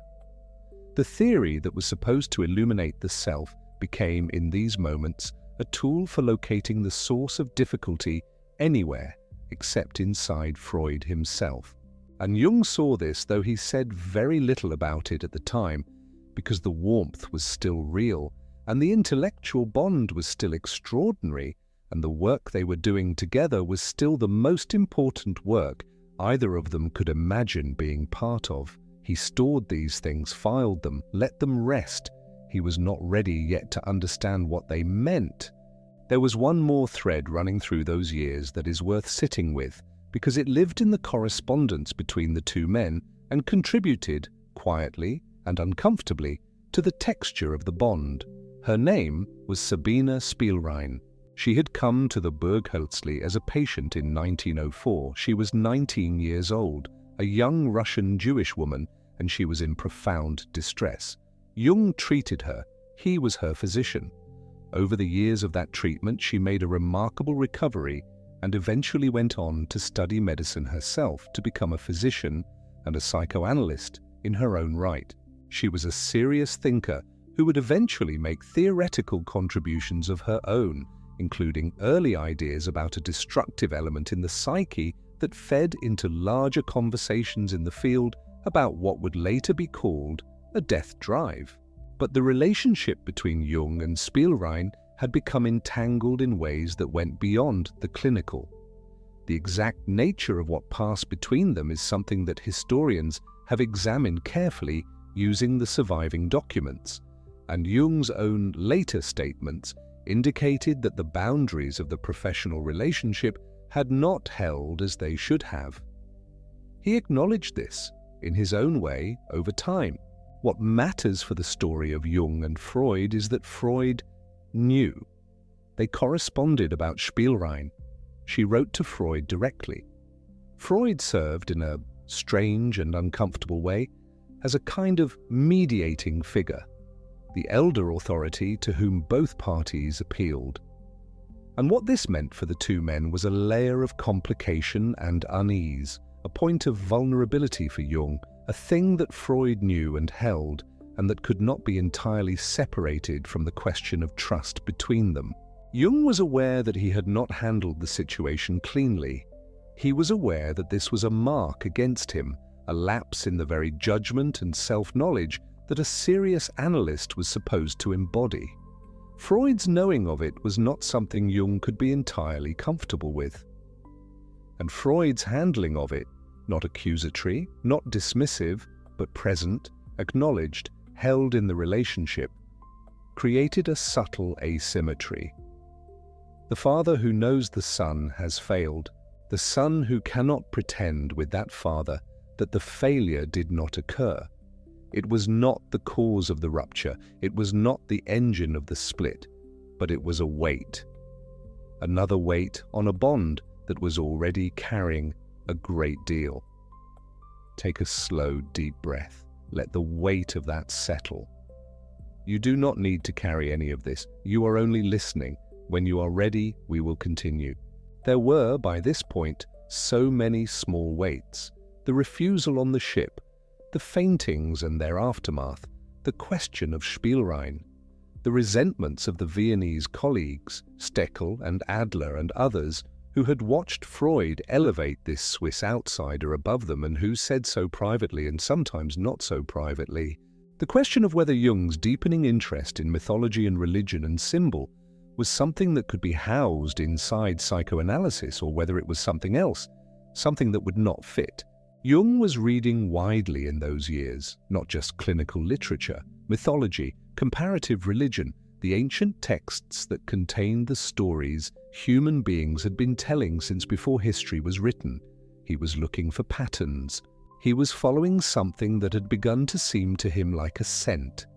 The sense that certain images kept reappearing, not just in the dreams of his patients, but in the mythological and religious literature of cultures that could not have influenced each other, that were separated by continents and centuries and languages, the same figures, the same motifs, the same structural arrangements of story, a woman who descends into the underworld and returns, a hero who must face a terrible darkness alone before he can come back transformed, a wise old figure who appears at the threshold of the greatest test, a shadow self that cannot be acknowledged and therefore grows more powerful the more it is denied.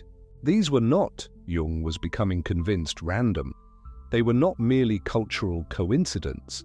They were something in the structure of the human psyche itself, something that preceded the individual, something inherited not in the way an eye color is inherited, but in the way that the capacity for language is inherited, the template, the deep grammar that every particular story and every particular dream then fills in with its own specifics.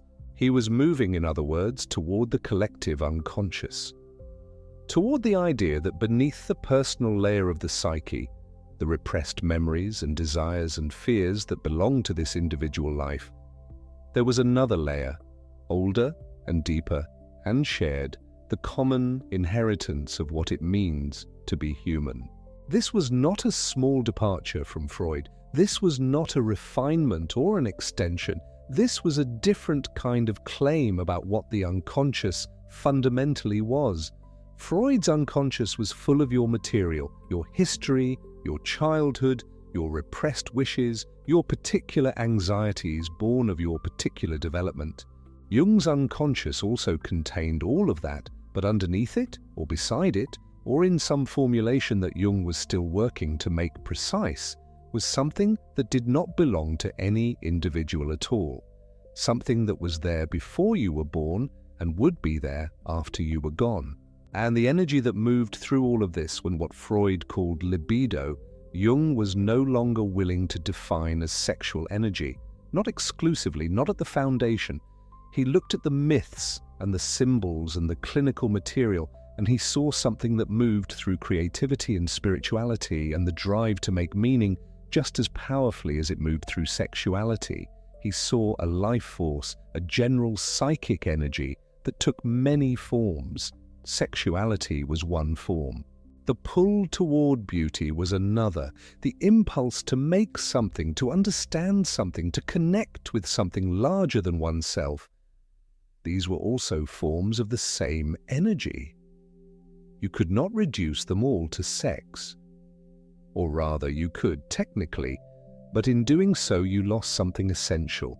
You flattened something that was not flat. He was not willing to do that, even though he knew, and he knew quite clearly by 1911, what it would cost him.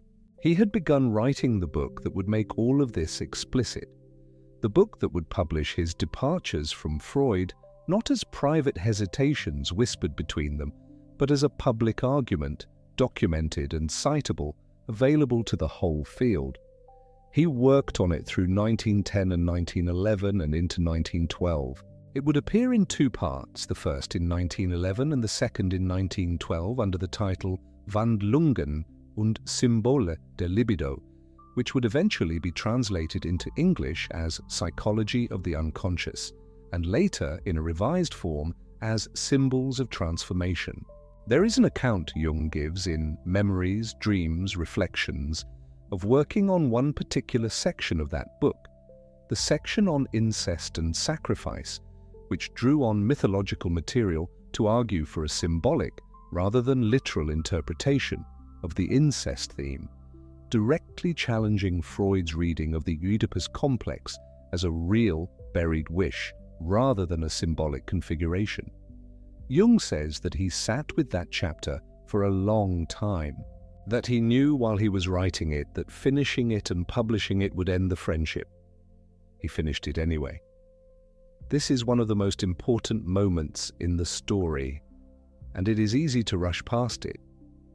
A man who knows that writing the truth as he understands it will destroy the most important intellectual relationship of his life, and who writes it anyway. Not from cruelty, not from a wish to wound, from the conviction that you cannot hold back a true thing because it is inconvenient or painful, from the same intellectual integrity that had brought Freud himself to publish the interpretation of dreams in 1900, knowing it would be mocked, knowing the professional cost. Both men were capable of that kind of courage. Both men had, at the core, the same principle. The idea comes first. The consequences will be what they will be. But there is a difference. When Freud published something costly, he published it against the world. When Jung published this, he published it against Freud. The direction of the sacrifice was different, and Freud felt it as such. Freud had written to Jung and to others in private letters that he wanted to make the sexual theory a dogma. The word is his. Not a metaphor, not a shorthand. The word dogma. He wanted it to be unquestioned, load-bearing, immune to revision. And he had explained, in the same context, why. He called the alternative the relaxation of the sexual theory, the opening of the door to broader and more symbolic interpretations, the black tide of mud of occultism. He feared that without the hard foundation of the sexual, biological, scientifically grounded theory, psychoanalysis would dissolve into something unmoored, into religion or mysticism or the kind of vague philosophical speculation that could not be examined or falsified or defended against attack. He had fought for decades to be taken seriously. He had built brick by brick an argument that the unconscious was real and knowable and amenable to method. The sexual theory was the keystone. Remove it or even soften it, and the whole structure became vulnerable.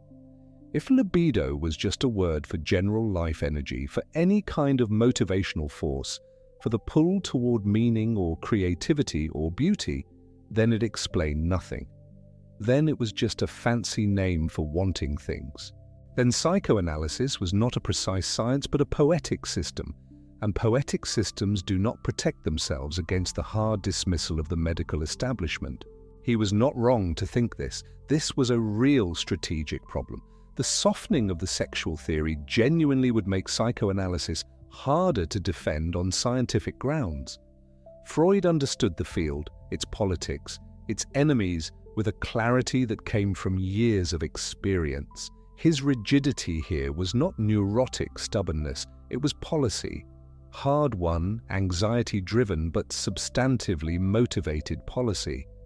And Jung was walking straight into the territory Freud most feared, not by accident, not carelessly, but deliberately following the evidence as he saw it, toward an interpretation of the psyche that included religion and myth and symbol not as pathology but as meaning, toward an idea of the unconscious that could hold the sacred without reducing it to neurosis. Freud's great book on religion, The Future of an Illusion, would come in 1927, 14 years after the break. But the position it articulates, religion as collective neurosis, as the projection of infantile wishes onto the cosmos, was already Freud's position in 1911, already fully formed, already non-negotiable. Jung thought religion was psychologically real.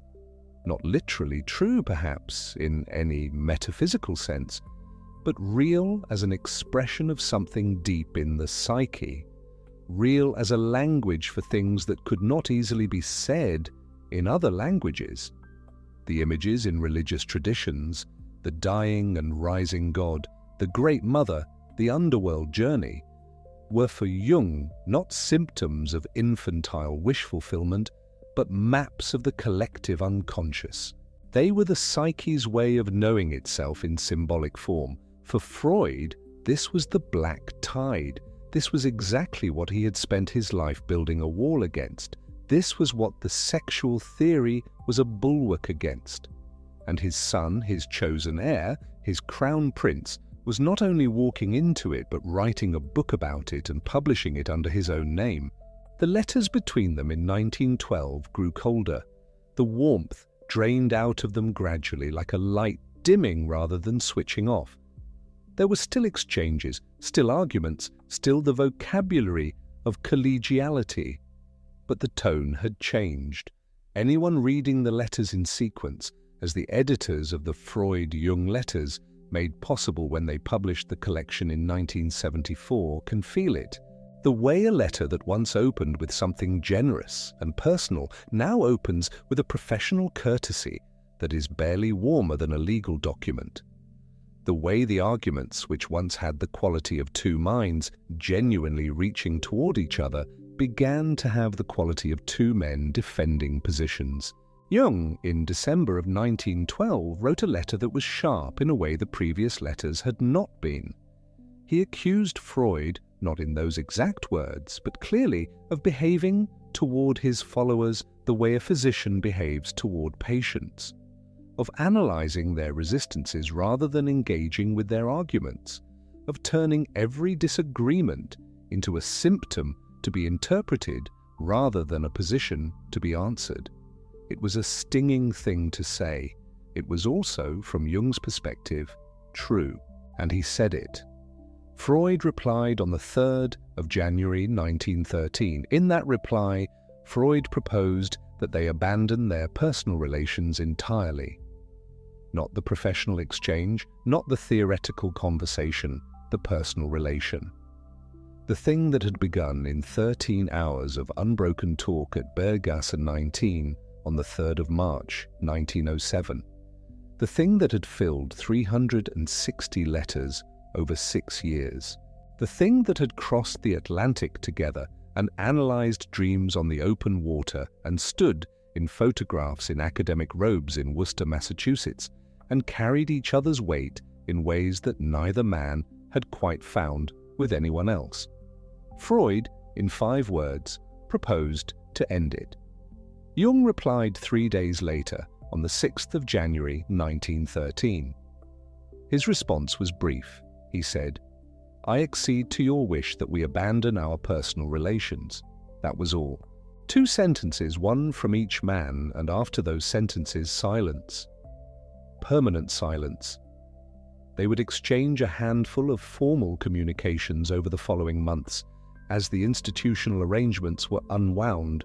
But the conversation was over, the friendship was over, the thing that had been for 6 years the central intellectual and personal relationship in both their lives.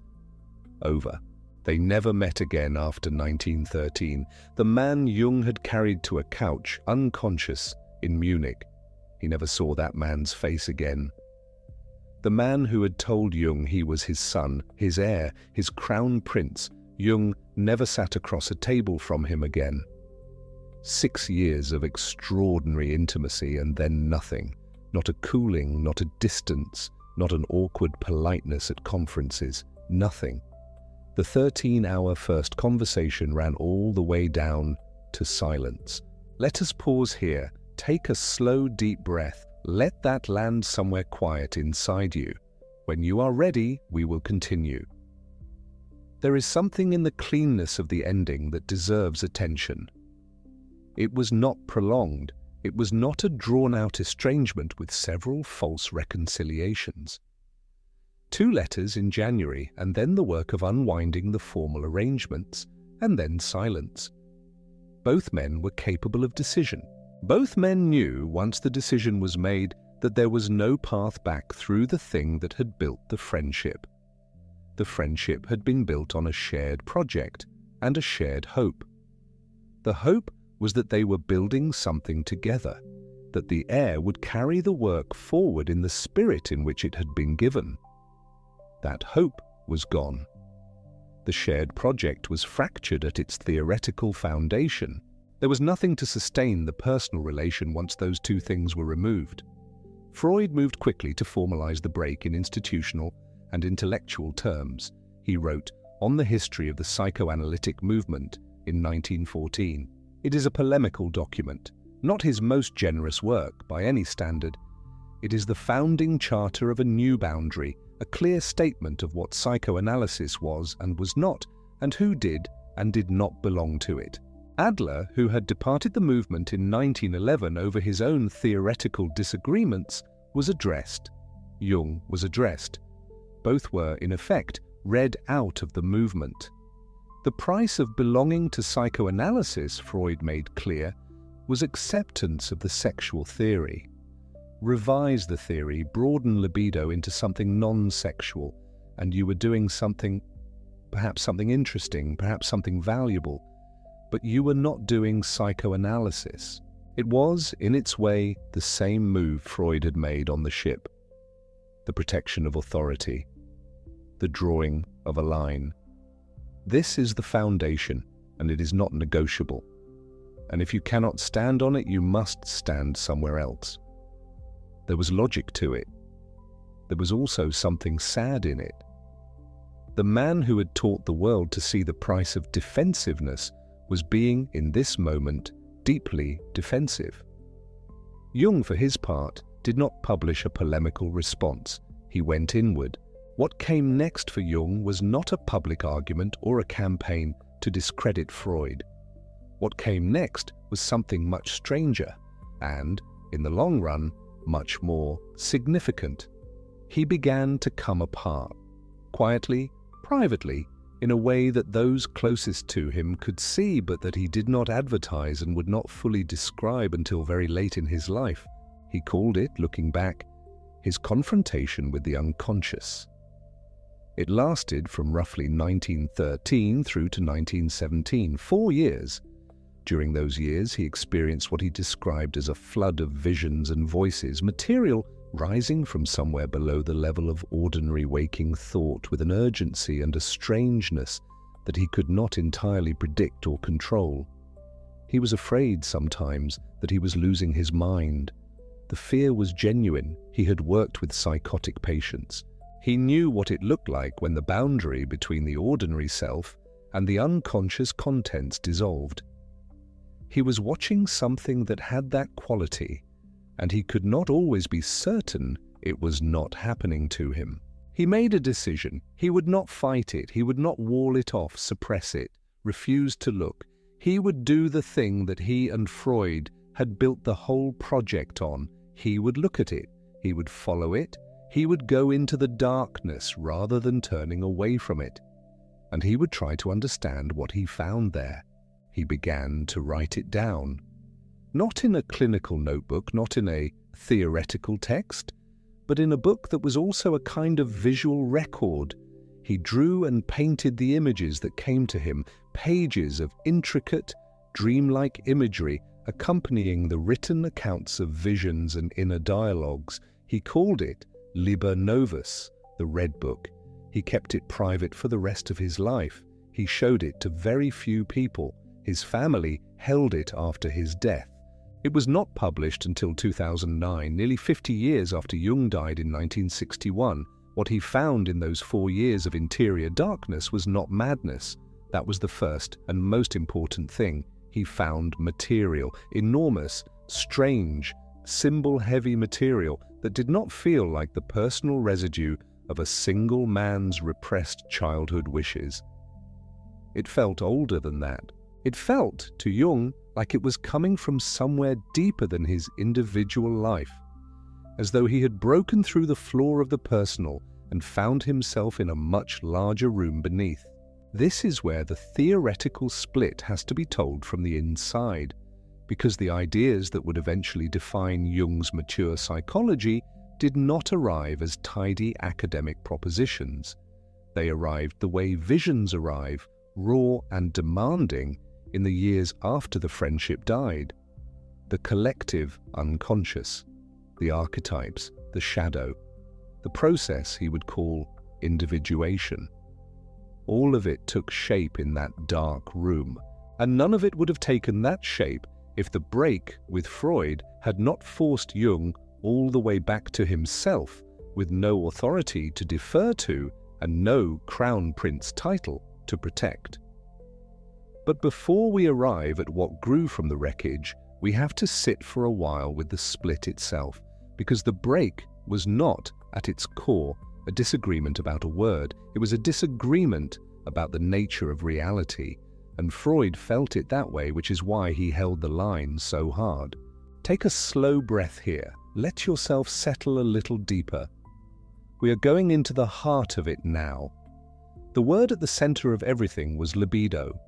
In Latin, it simply means desire or appetite. Freud had taken that old word and given it a precise technical meaning.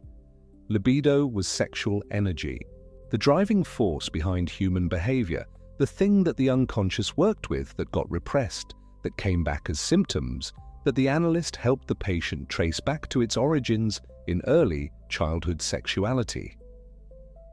This was not, for Freud, a metaphor. It was not a loose, poetic way of talking about human motivation in general. It was specific. The unconscious ran on sexual energy. The symptoms of neurosis were the displaced expression of that energy. The work of psychoanalysis was to follow the thread back to the sexual material underneath. Jung had accepted this framework more or less for years.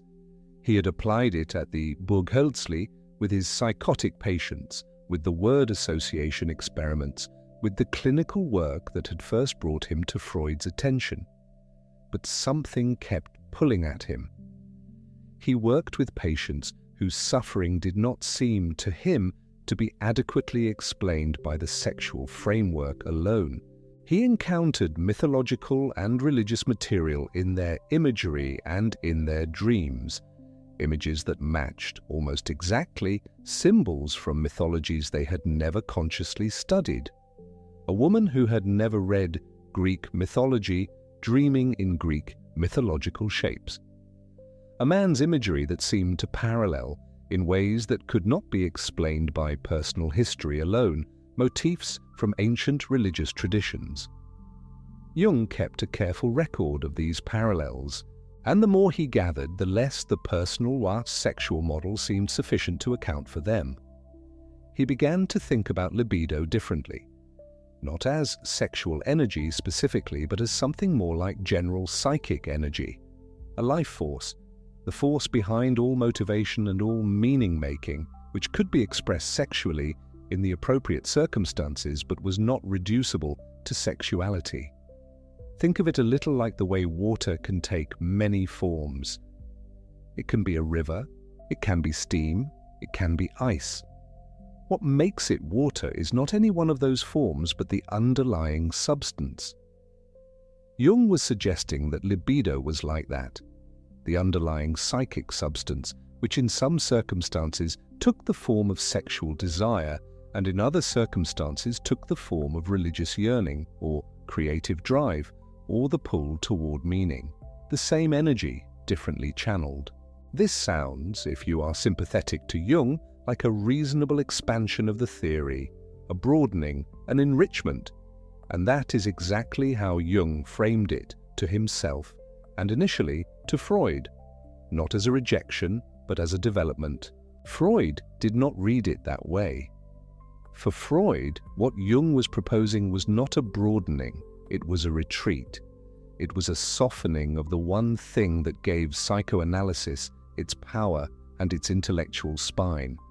Because Freud knew, he had lived through this, that the sexual theory was the thing that made people most uncomfortable, most resistant, most hostile. Every major attack on psychoanalysis had come at the sexual theory. Critics thought it was offensive, reductive, perverse. The respectable academic world had largely recoiled from it, and Freud's position was that this resistance was itself evidence of the theory's truth. The discomfort was the repression showing itself. If you backed away from the sexual theory because it made people uneasy, you were capitulating to the very psychological defense mechanism that psychoanalysis existed to overcome. He said this to Jung in private, and he said something else, something more frightening, something that Jung recorded in his own later account. Freud told him that the sexual theory had to be made into a dogma, not a hypothesis to be tested and revised, but a fixed point, a foundation stone, a bulwark, Freud said, against the black tide of mud of occultism. Sit with that phrase for a moment, the black tide of mud of occultism. Freud was afraid. That is what that phrase reveals. Behind the authority, behind the theoretical certainty, behind all the paternal sureness of the man who had chosen his crown prince and founded his movement, there was a genuine fear. If you loosen the sexual theory, if you allow libido to become something broader and more diffuse, something that includes religious experience and mythological imagery as legitimate expressions of psychic life rather than as symptoms of repression, then where do you stop? Then the door is open to anything, to spiritism, to mysticism, to the very irrationalism that Freud had spent his whole career trying to bring within the reach of science. Psychoanalysis would dissolve back into the soup of occult speculation it had struggled so hard to separate itself from, and it would be gone, dismissed, forgotten. A footnote in the history of Viennese eccentricity. Jung understood the fear. He said so later. He thought he understood it better than Freud perhaps intended to reveal, but he could not accept the proposed solution. Making a scientific theory into a dogma was, to Jung, the end of science. Science lives precisely in the willingness to revise. A theory that cannot be questioned is a belief, not a finding. And Jung was not willing, not even for Freud, not even for the friendship that had shaped the most important decade of his intellectual life, to treat a provisional hypothesis as sacred ground. So he kept working on the book. He wrote it over the course of 1911 and 1912, this text that Freud was watching with increasing unease from Vienna. Its title was Wandlungen und Symbole der Libido, Transformations and Symbols of the Libido, though it was later translated as Psychology of the Unconscious and still later revised as Symbols of Transformation. It was a dense, wide-ranging, exhausting piece of work, part clinical observation, part comparative mythology, part something that had no clean category yet, because Jung was inventing that category as he went. He ranged through Hindu texts and Greek myths, through medieval religious imagery and the dreams of his patients, through Goethe and Nietzsche and ancient Egyptian religious rites, and in all of that ranging he was building a case that the symbols appearing in the psyche were not invented by individuals from their personal histories, but were instead inherited forms, patterns that had been with the human species so long they had become structural, written into the architecture of the psyche itself. He knew what he was doing. He said so explicitly later in life. While writing the chapter on the incest symbolism, one of the chapters that would most directly contradict Freud, because for Jung, the incest theme in mythology and dreams was not primarily about literal sexual desire, but about the symbolic pullback toward the source, toward the mother as the unconscious itself. While writing that chapter, Jung felt the knowledge in him with perfect clarity. Finishing this will cost me the friendship.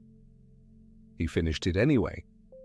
That is the kind of moment it helps to pause and really feel.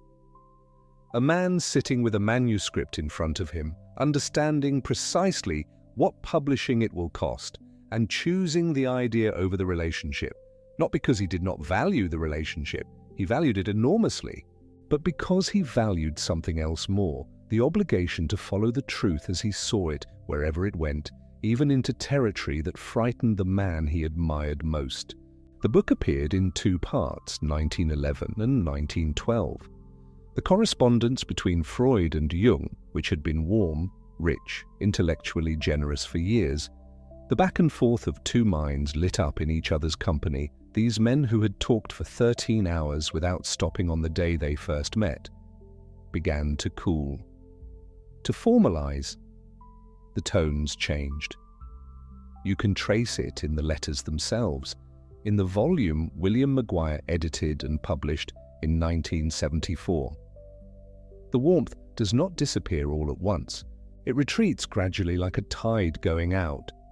And then there are letters that read like diplomatic cables between states that no longer quite trust each other. There were personal frictions alongside the theoretical ones, and they mattered. The question of authority and power within the movement was real. Jung was president of the International Psychoanalytical Association. Freud had put him there, had worked to arrange it at the Nuremberg Congress in 1910, had outmaneuvered the resentful Viennese, who included Alfred Adler, who would himself break with Freud in 1911, and Wilhelm Stekel to place his chosen Swiss successor at the head of the organization. That positioning had a quality, Jung must have felt, of being arranged rather than earned, the crown placed on the head by the one who already wore it. And as the theoretical disagreement deepened, the politics of that arrangement became more and more uncomfortable for both of them. There was also the matter of how Freud related to those around him. Jung, in his letters from this period, began to say plainly what had perhaps been felt for a while, but left unspoken, that Freud treated his followers not as colleagues, but as patients. That any disagreement was read not as a theoretical objection, but as a symptom, as resistance, as personal neurosis, as evidence that the person disagreeing had unresolved unconscious material that was distorting their judgment. This was an accusation that cut very deep, because it was also, in a sense, a perfectly Freudian accusation. It used the logic of the system against the system. If anyone who disagrees with psychoanalysis can be explained away as a neurotic in resistance, then psychoanalysis can never be wrong. That is not science. That is unfalsifiability dressed in clinical language. Freud was stung. He replied with a sharpness that matched Jung's. The letters of late 1912 do not read like the correspondence of two men who are trying to preserve something precious. They read like two men who have decided, somewhere below the level of what they are saying explicitly, that the thing cannot be preserved and are now moving through the last formalities. The final exchange came in the first days of January 1913. Freud wrote to Jung on the 3rd of January. The letter proposed that they abandon their personal relations entirely. Those were approximately the words, "Let us abandon our personal relations." Clinical, final. The language of a man closing a door rather than slamming it, but a door closed all the way nonetheless. Jung replied on the 6th. He wrote that he acceded to the wish. Acceded. 3 syllables borrowed from the vocabulary of formal diplomacy. the language you use when you want to convey that you are not angry, only finished. They never met again. The friendship that had begun on the 3rd of March 1907 in an apartment on Berggasse 19 in Vienna, with a conversation that lasted 13 hours without pause, that friendship, every letter of it preserved, every shift of tone available for examination in the volume Maguire edited, died officially in those 2 letters at the beginning of 1913. We can date its death to the day, which is something we almost never get to do with something so interior, so private, so much a matter of feeling and interpretation. But the letters survived. And so we know. Take another slow breath. Just notice where you are. The pillow under your head, or the blanket over you, the particular quiet of the room you are in tonight. There is no hurry. Let this settle. The institutional dissolution followed in the months and years after, more slowly, like an aftershock. Jung resigned as editor of the Jahrbuch, the psychoanalytic yearbook he had been editing, in 1913. In April of 1914, he resigned the presidency of the International Psychoanalytical Association. Shortly afterward, in 1914, he formally left the IPA altogether. The man who had been Freud's crown prince, the man chosen to lead the international organization, the man in whose hands the entire future of the psychoanalytic movement had been explicitly placed, gone. The positions emptied, the title dissolved, the institutional structure left behind like a house someone has moved out of. Freud, for his part, did not wait for the institutional dust to settle before defending his position. In 1914, he wrote a polemical document called On the History of the Psychoanalytic Movement. It is, in places, a brilliant piece of intellectual history. It is also an act of excommunication. Freud laid out in careful, pointed language what psychoanalysis was and was not, and made clear that the sexual theory, the primacy of sexuality in the genesis of neurosis, the libido as specifically sexual energy, was not optional, it was definitional. If you did not accept it, you were not practicing psychoanalysis. You might be doing something else, something of your own devising, and that was your prerogative, but you were no longer part of this tradition. By that standard, the text made unmistakably clear Jung was no longer a psychoanalyst. Adler, who had left 3 years earlier, was no longer a psychoanalyst. They had their own projects now. This was the original, and the original would continue without them. There is something both admirable and painful in that move. Admirable because clarity is useful. A tradition that means everything means nothing. If psychoanalysis was to survive and develop, it needed to know what it was. And Freud was its founder. He had the right, in some meaningful sense, to say what it required. Painful because the language of excommunication, which is exactly what it was, the casting out from a community of thought, is the language of betrayal answered with banishment. And Freud was not entirely wrong to feel betrayed. He had given Jung everything: the title, the presidency, the designation of heir, the years of intimate correspondence. He had trusted entirely and publicly, and the trust had not held. But here is the thing that the years of history reveal. What looks from inside the wound like betrayal looks from outside and after the fact like the necessary breakage through which something new enters the world. What came out of Jung's darkness, those years from roughly 1913 through 1917, the confrontation with the unconscious, the visions and voices and the intricate painted pages of the Red Book, was not madness, was not breakdown in the sense of permanent disintegration. It was, looked at from the other side, the seedbed of everything that would become Jungian psychology, the collective unconscious. That was the big idea, the one that separated Jungian thought most fundamentally from Freud's. When Freud spoke of the unconscious, he meant a structure built from the individual's own experience. The repressed memories, the wishes that could not be acknowledged, the emotional history that had been pushed below awareness to make daily life possible. It was personal. It was yours. It had your fingerprints on it. The analyst's job was to help you excavate your own history and understand what you had hidden from yourself. Jung was proposing something different beneath that.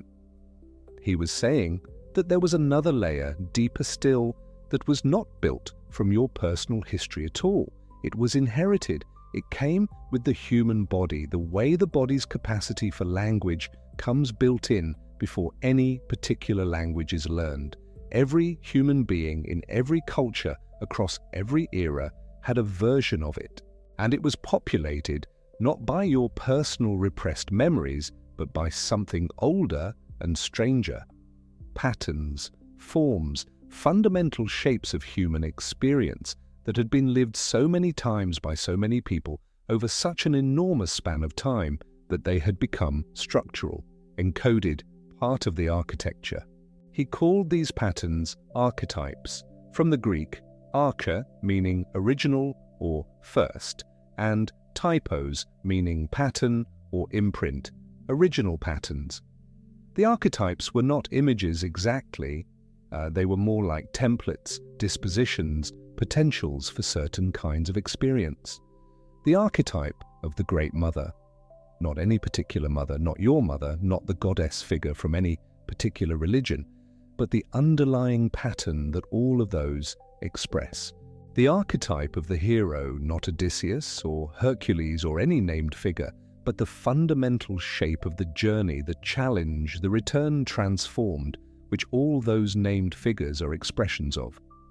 The archetype of the shadow, that part of the self that a person refuses to acknowledge, that gets pushed below awareness precisely because it contains the things that feel unacceptable, dangerous, incompatible with the self-image one has built and maintained.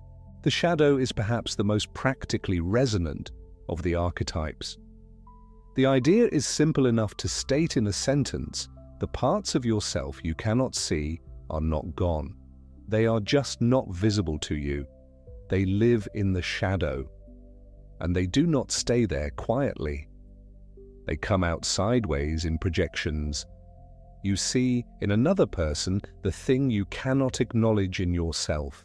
You react with disproportionate fury or fear to something in the world because it is a screen onto which your shadow is projecting its contents. The work of what Jung would call individuation, the process of becoming more fully and consciously oneself, involved learning to see the shadow, to acknowledge what was in it, to integrate rather than continue to project it. It was not comfortable work, but it was, Jung believed, the work of a psychologically genuine life. Then there was the anima and the animus, the inner figure of the feminine in a man's psyche, the inner figure of the masculine in a woman's, each carrying qualities that the conscious personality had not developed, and which therefore lived in the unconscious, shaping how a person experienced and related to people of the other gender. Not literally, not as a biological prescription, but as a way of talking about the unintegrated contrasexual aspects of the personality and the self, the archetype of wholeness, the organizing center that the process of individuation aimed toward, not a fixed destination, but an ongoing orientation, the tendency of the psyche to move toward integration rather than fragmentation when the conditions were right. These were large ideas. They were ideas that required, for their full articulation, precisely the kind of mythological and religious material that Freud had most feared opening the door to. Because archetypes appear in myths, they appear in religious imagery, they appear in fairy tales, and in the collective stories human beings have told each other for as long as there have been stories. The dragon and the hero, the wise old man and the trickster, the descent into the underworld and the return. These are not decorations. They are, in Jung's framework, expressions of the same underlying patterns that appear in dreams and in the symptoms of his patients, the The collective unconscious speaks in symbols, and the myths are the inherited vocabulary of that symbolic language. Freud had heard this kind of talk and called it the black tide of mud, because if you let in the myths, if you let in the religious imagery, if you treat the patient's dream of a dragon as a meaningful expression of archetypal pattern rather than a disguised representation of sexual anxiety, then where does science end and spirituality begin? That was the fear, that the boundary would dissolve. That psychoanalysis would become another variety of what it had struggled to distinguish itself from. Jung did not think the boundary dissolved. He thought it ran in a different place than Freud believed. The psyche was real. The symbols it produced were real psychological data. The fact that mythology and religion had been the primary language for those symbols across human history did not make them unscientific. It made them evidence of a universal human psychological structure that deserved as careful an investigation as any other natural phenomenon. This is the religion divide at its deepest level. Freud, who had been raised Jewish and had spent his life committed to a scientific, secular understanding of the mind, wrote in 1927 a book called The Future of an Illusion, in which he set out plainly what he believed religion was: a collective neurosis, an infantile wish fulfillment, the projection of a father figure onto the cosmos by human beings who could not bear the fact of their own smallness and mortality. Comforting, he granted, effective in managing anxiety up to a point, but intellectually dishonest. A grown civilization would eventually outgrow it, as a mature individual outgrows the wishful thinking of childhood. Jung read religious experience entirely differently. He was not precisely a believer in any conventional sense. He was careful about this distinction for the rest of his life, saying famously in a television interview late in his life that he did not need to believe, he knew. He was speaking of psychological experience, of what he had encountered in himself and in his patients. The religious impulse for Jung was not the projection of an infantile wish. It was the psyche's encounter with something larger than the conscious ego, with the contents of the collective unconscious, with the self as the archetype of wholeness, with what he sometimes called the numinous, borrowing a term from the philosopher and theologian Rudolf Otto. It was a real psychological experience, whatever one wished to say about its metaphysical status, and refusing to take it seriously, dismissing it as neurosis, was refusing to take a significant portion of human psychological life seriously. That is the argument. Stated plainly, without the noise of the personal bitterness. Freud: religion is neurosis we should grow out of. Jung: religious experience is a genuine and important psychological phenomenon pointing towards something real in the structure of the psyche. These are not positions that can be split down the middle. You cannot be half Freudian and half Jungian on this point and emerge with a coherent view. The fork is real and it runs all the way to the bottom. Let us pause here. Take a slow breath. There is something quiet that opens up when you let an old argument simply rest, when you do not have to decide who was right. Both of these men were looking at the same strange fact of human experience, the fact that we dream, that the images we dream in have shapes that recur, that the symbols in those dreams often match symbols we have never consciously encountered, that the night mind does not obey the waking mind's categories. They were looking at the same mystery and naming it differently. That at least is something to hold. Let us come back now to what happened after, because there are two stories here, the story of what the break cost and the story of what it built. Jung emerged from his confrontation with the unconscious, from the years of visions and the red book that he kept private for the rest of his life, with a psychology of his own. Analytical psychology it came to be called, distinct from Freud's psychoanalysis, centered in Zurich rather than Vienna, oriented toward a different set of questions. Not primarily why did this symptom develop, the archaeological backward-looking question of classical analysis, but where is this person trying to go? What is the psyche trying to integrate? What is the self, the wholeness at the center, pulling toward?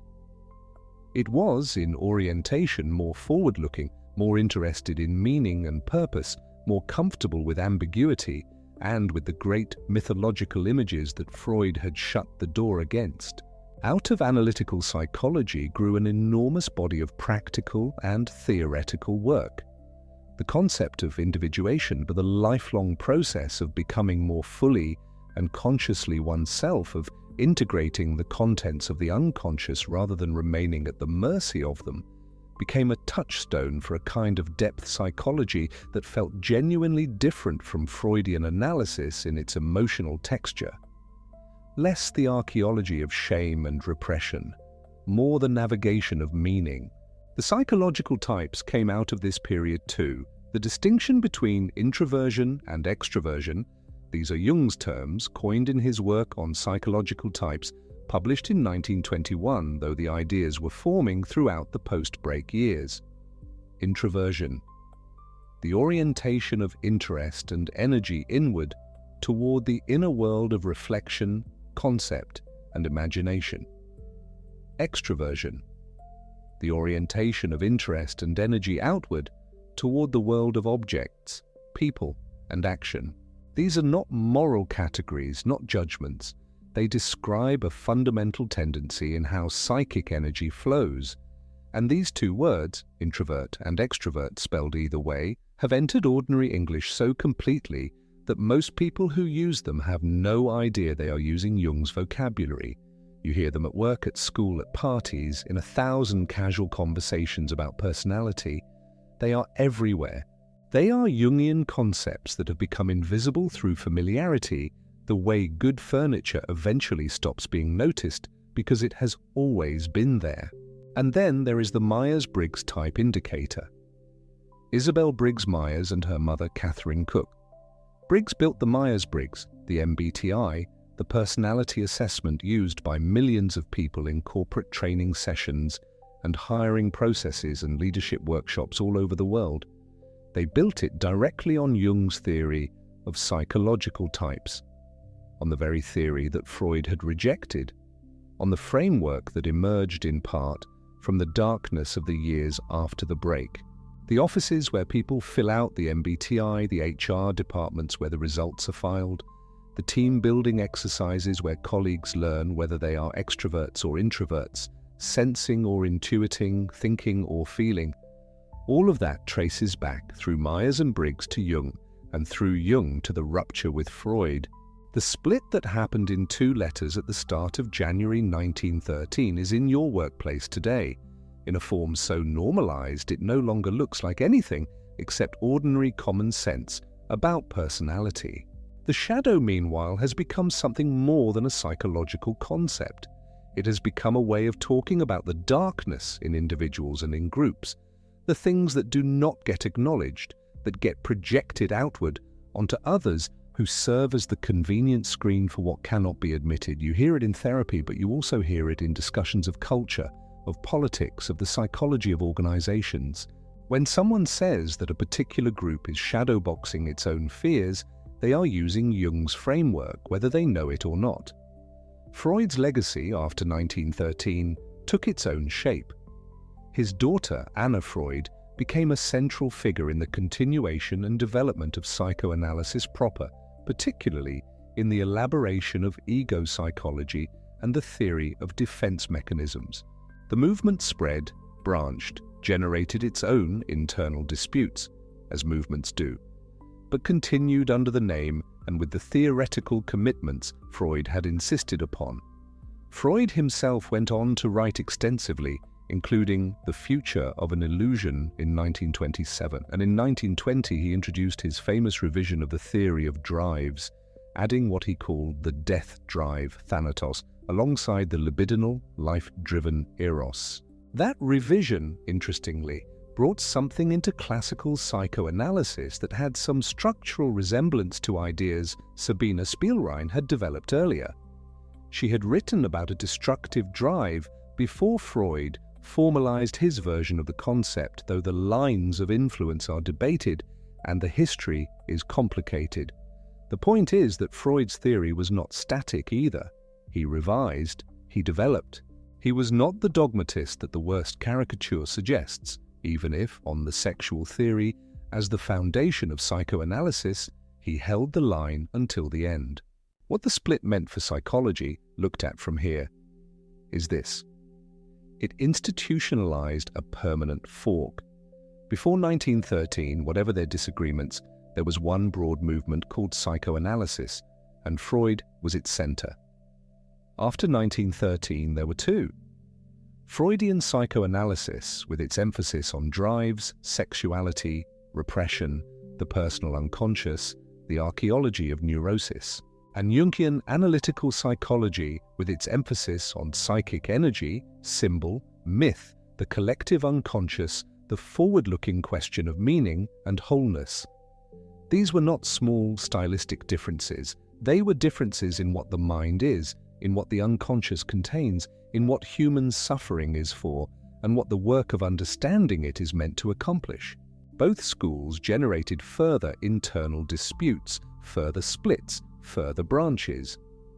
The history of depth psychology after 1913 is partly a history of ramification, each tradition generating its own rebels and reformers, its own heretics and heirs, some of whom stayed close to the source and some of whom moved far enough that the genealogy became a matter of academic dispute.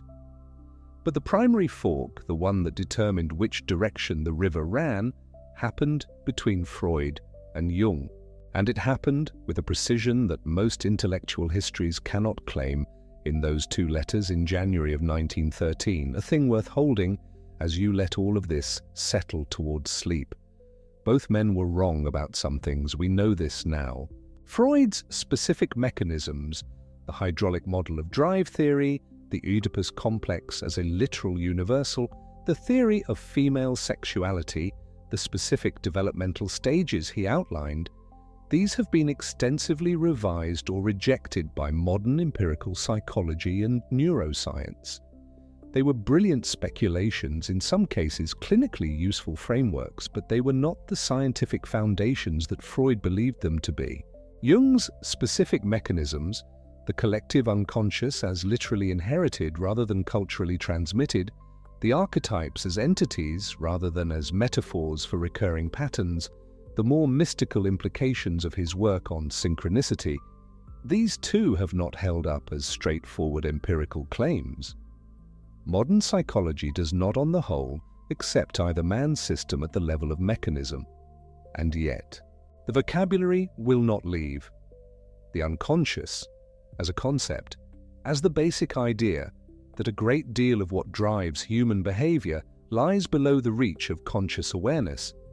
That idea has been substantially confirmed by cognitive science and neuroscience, even if the specific Freudian or Jungian machinery is not how the current science describes it.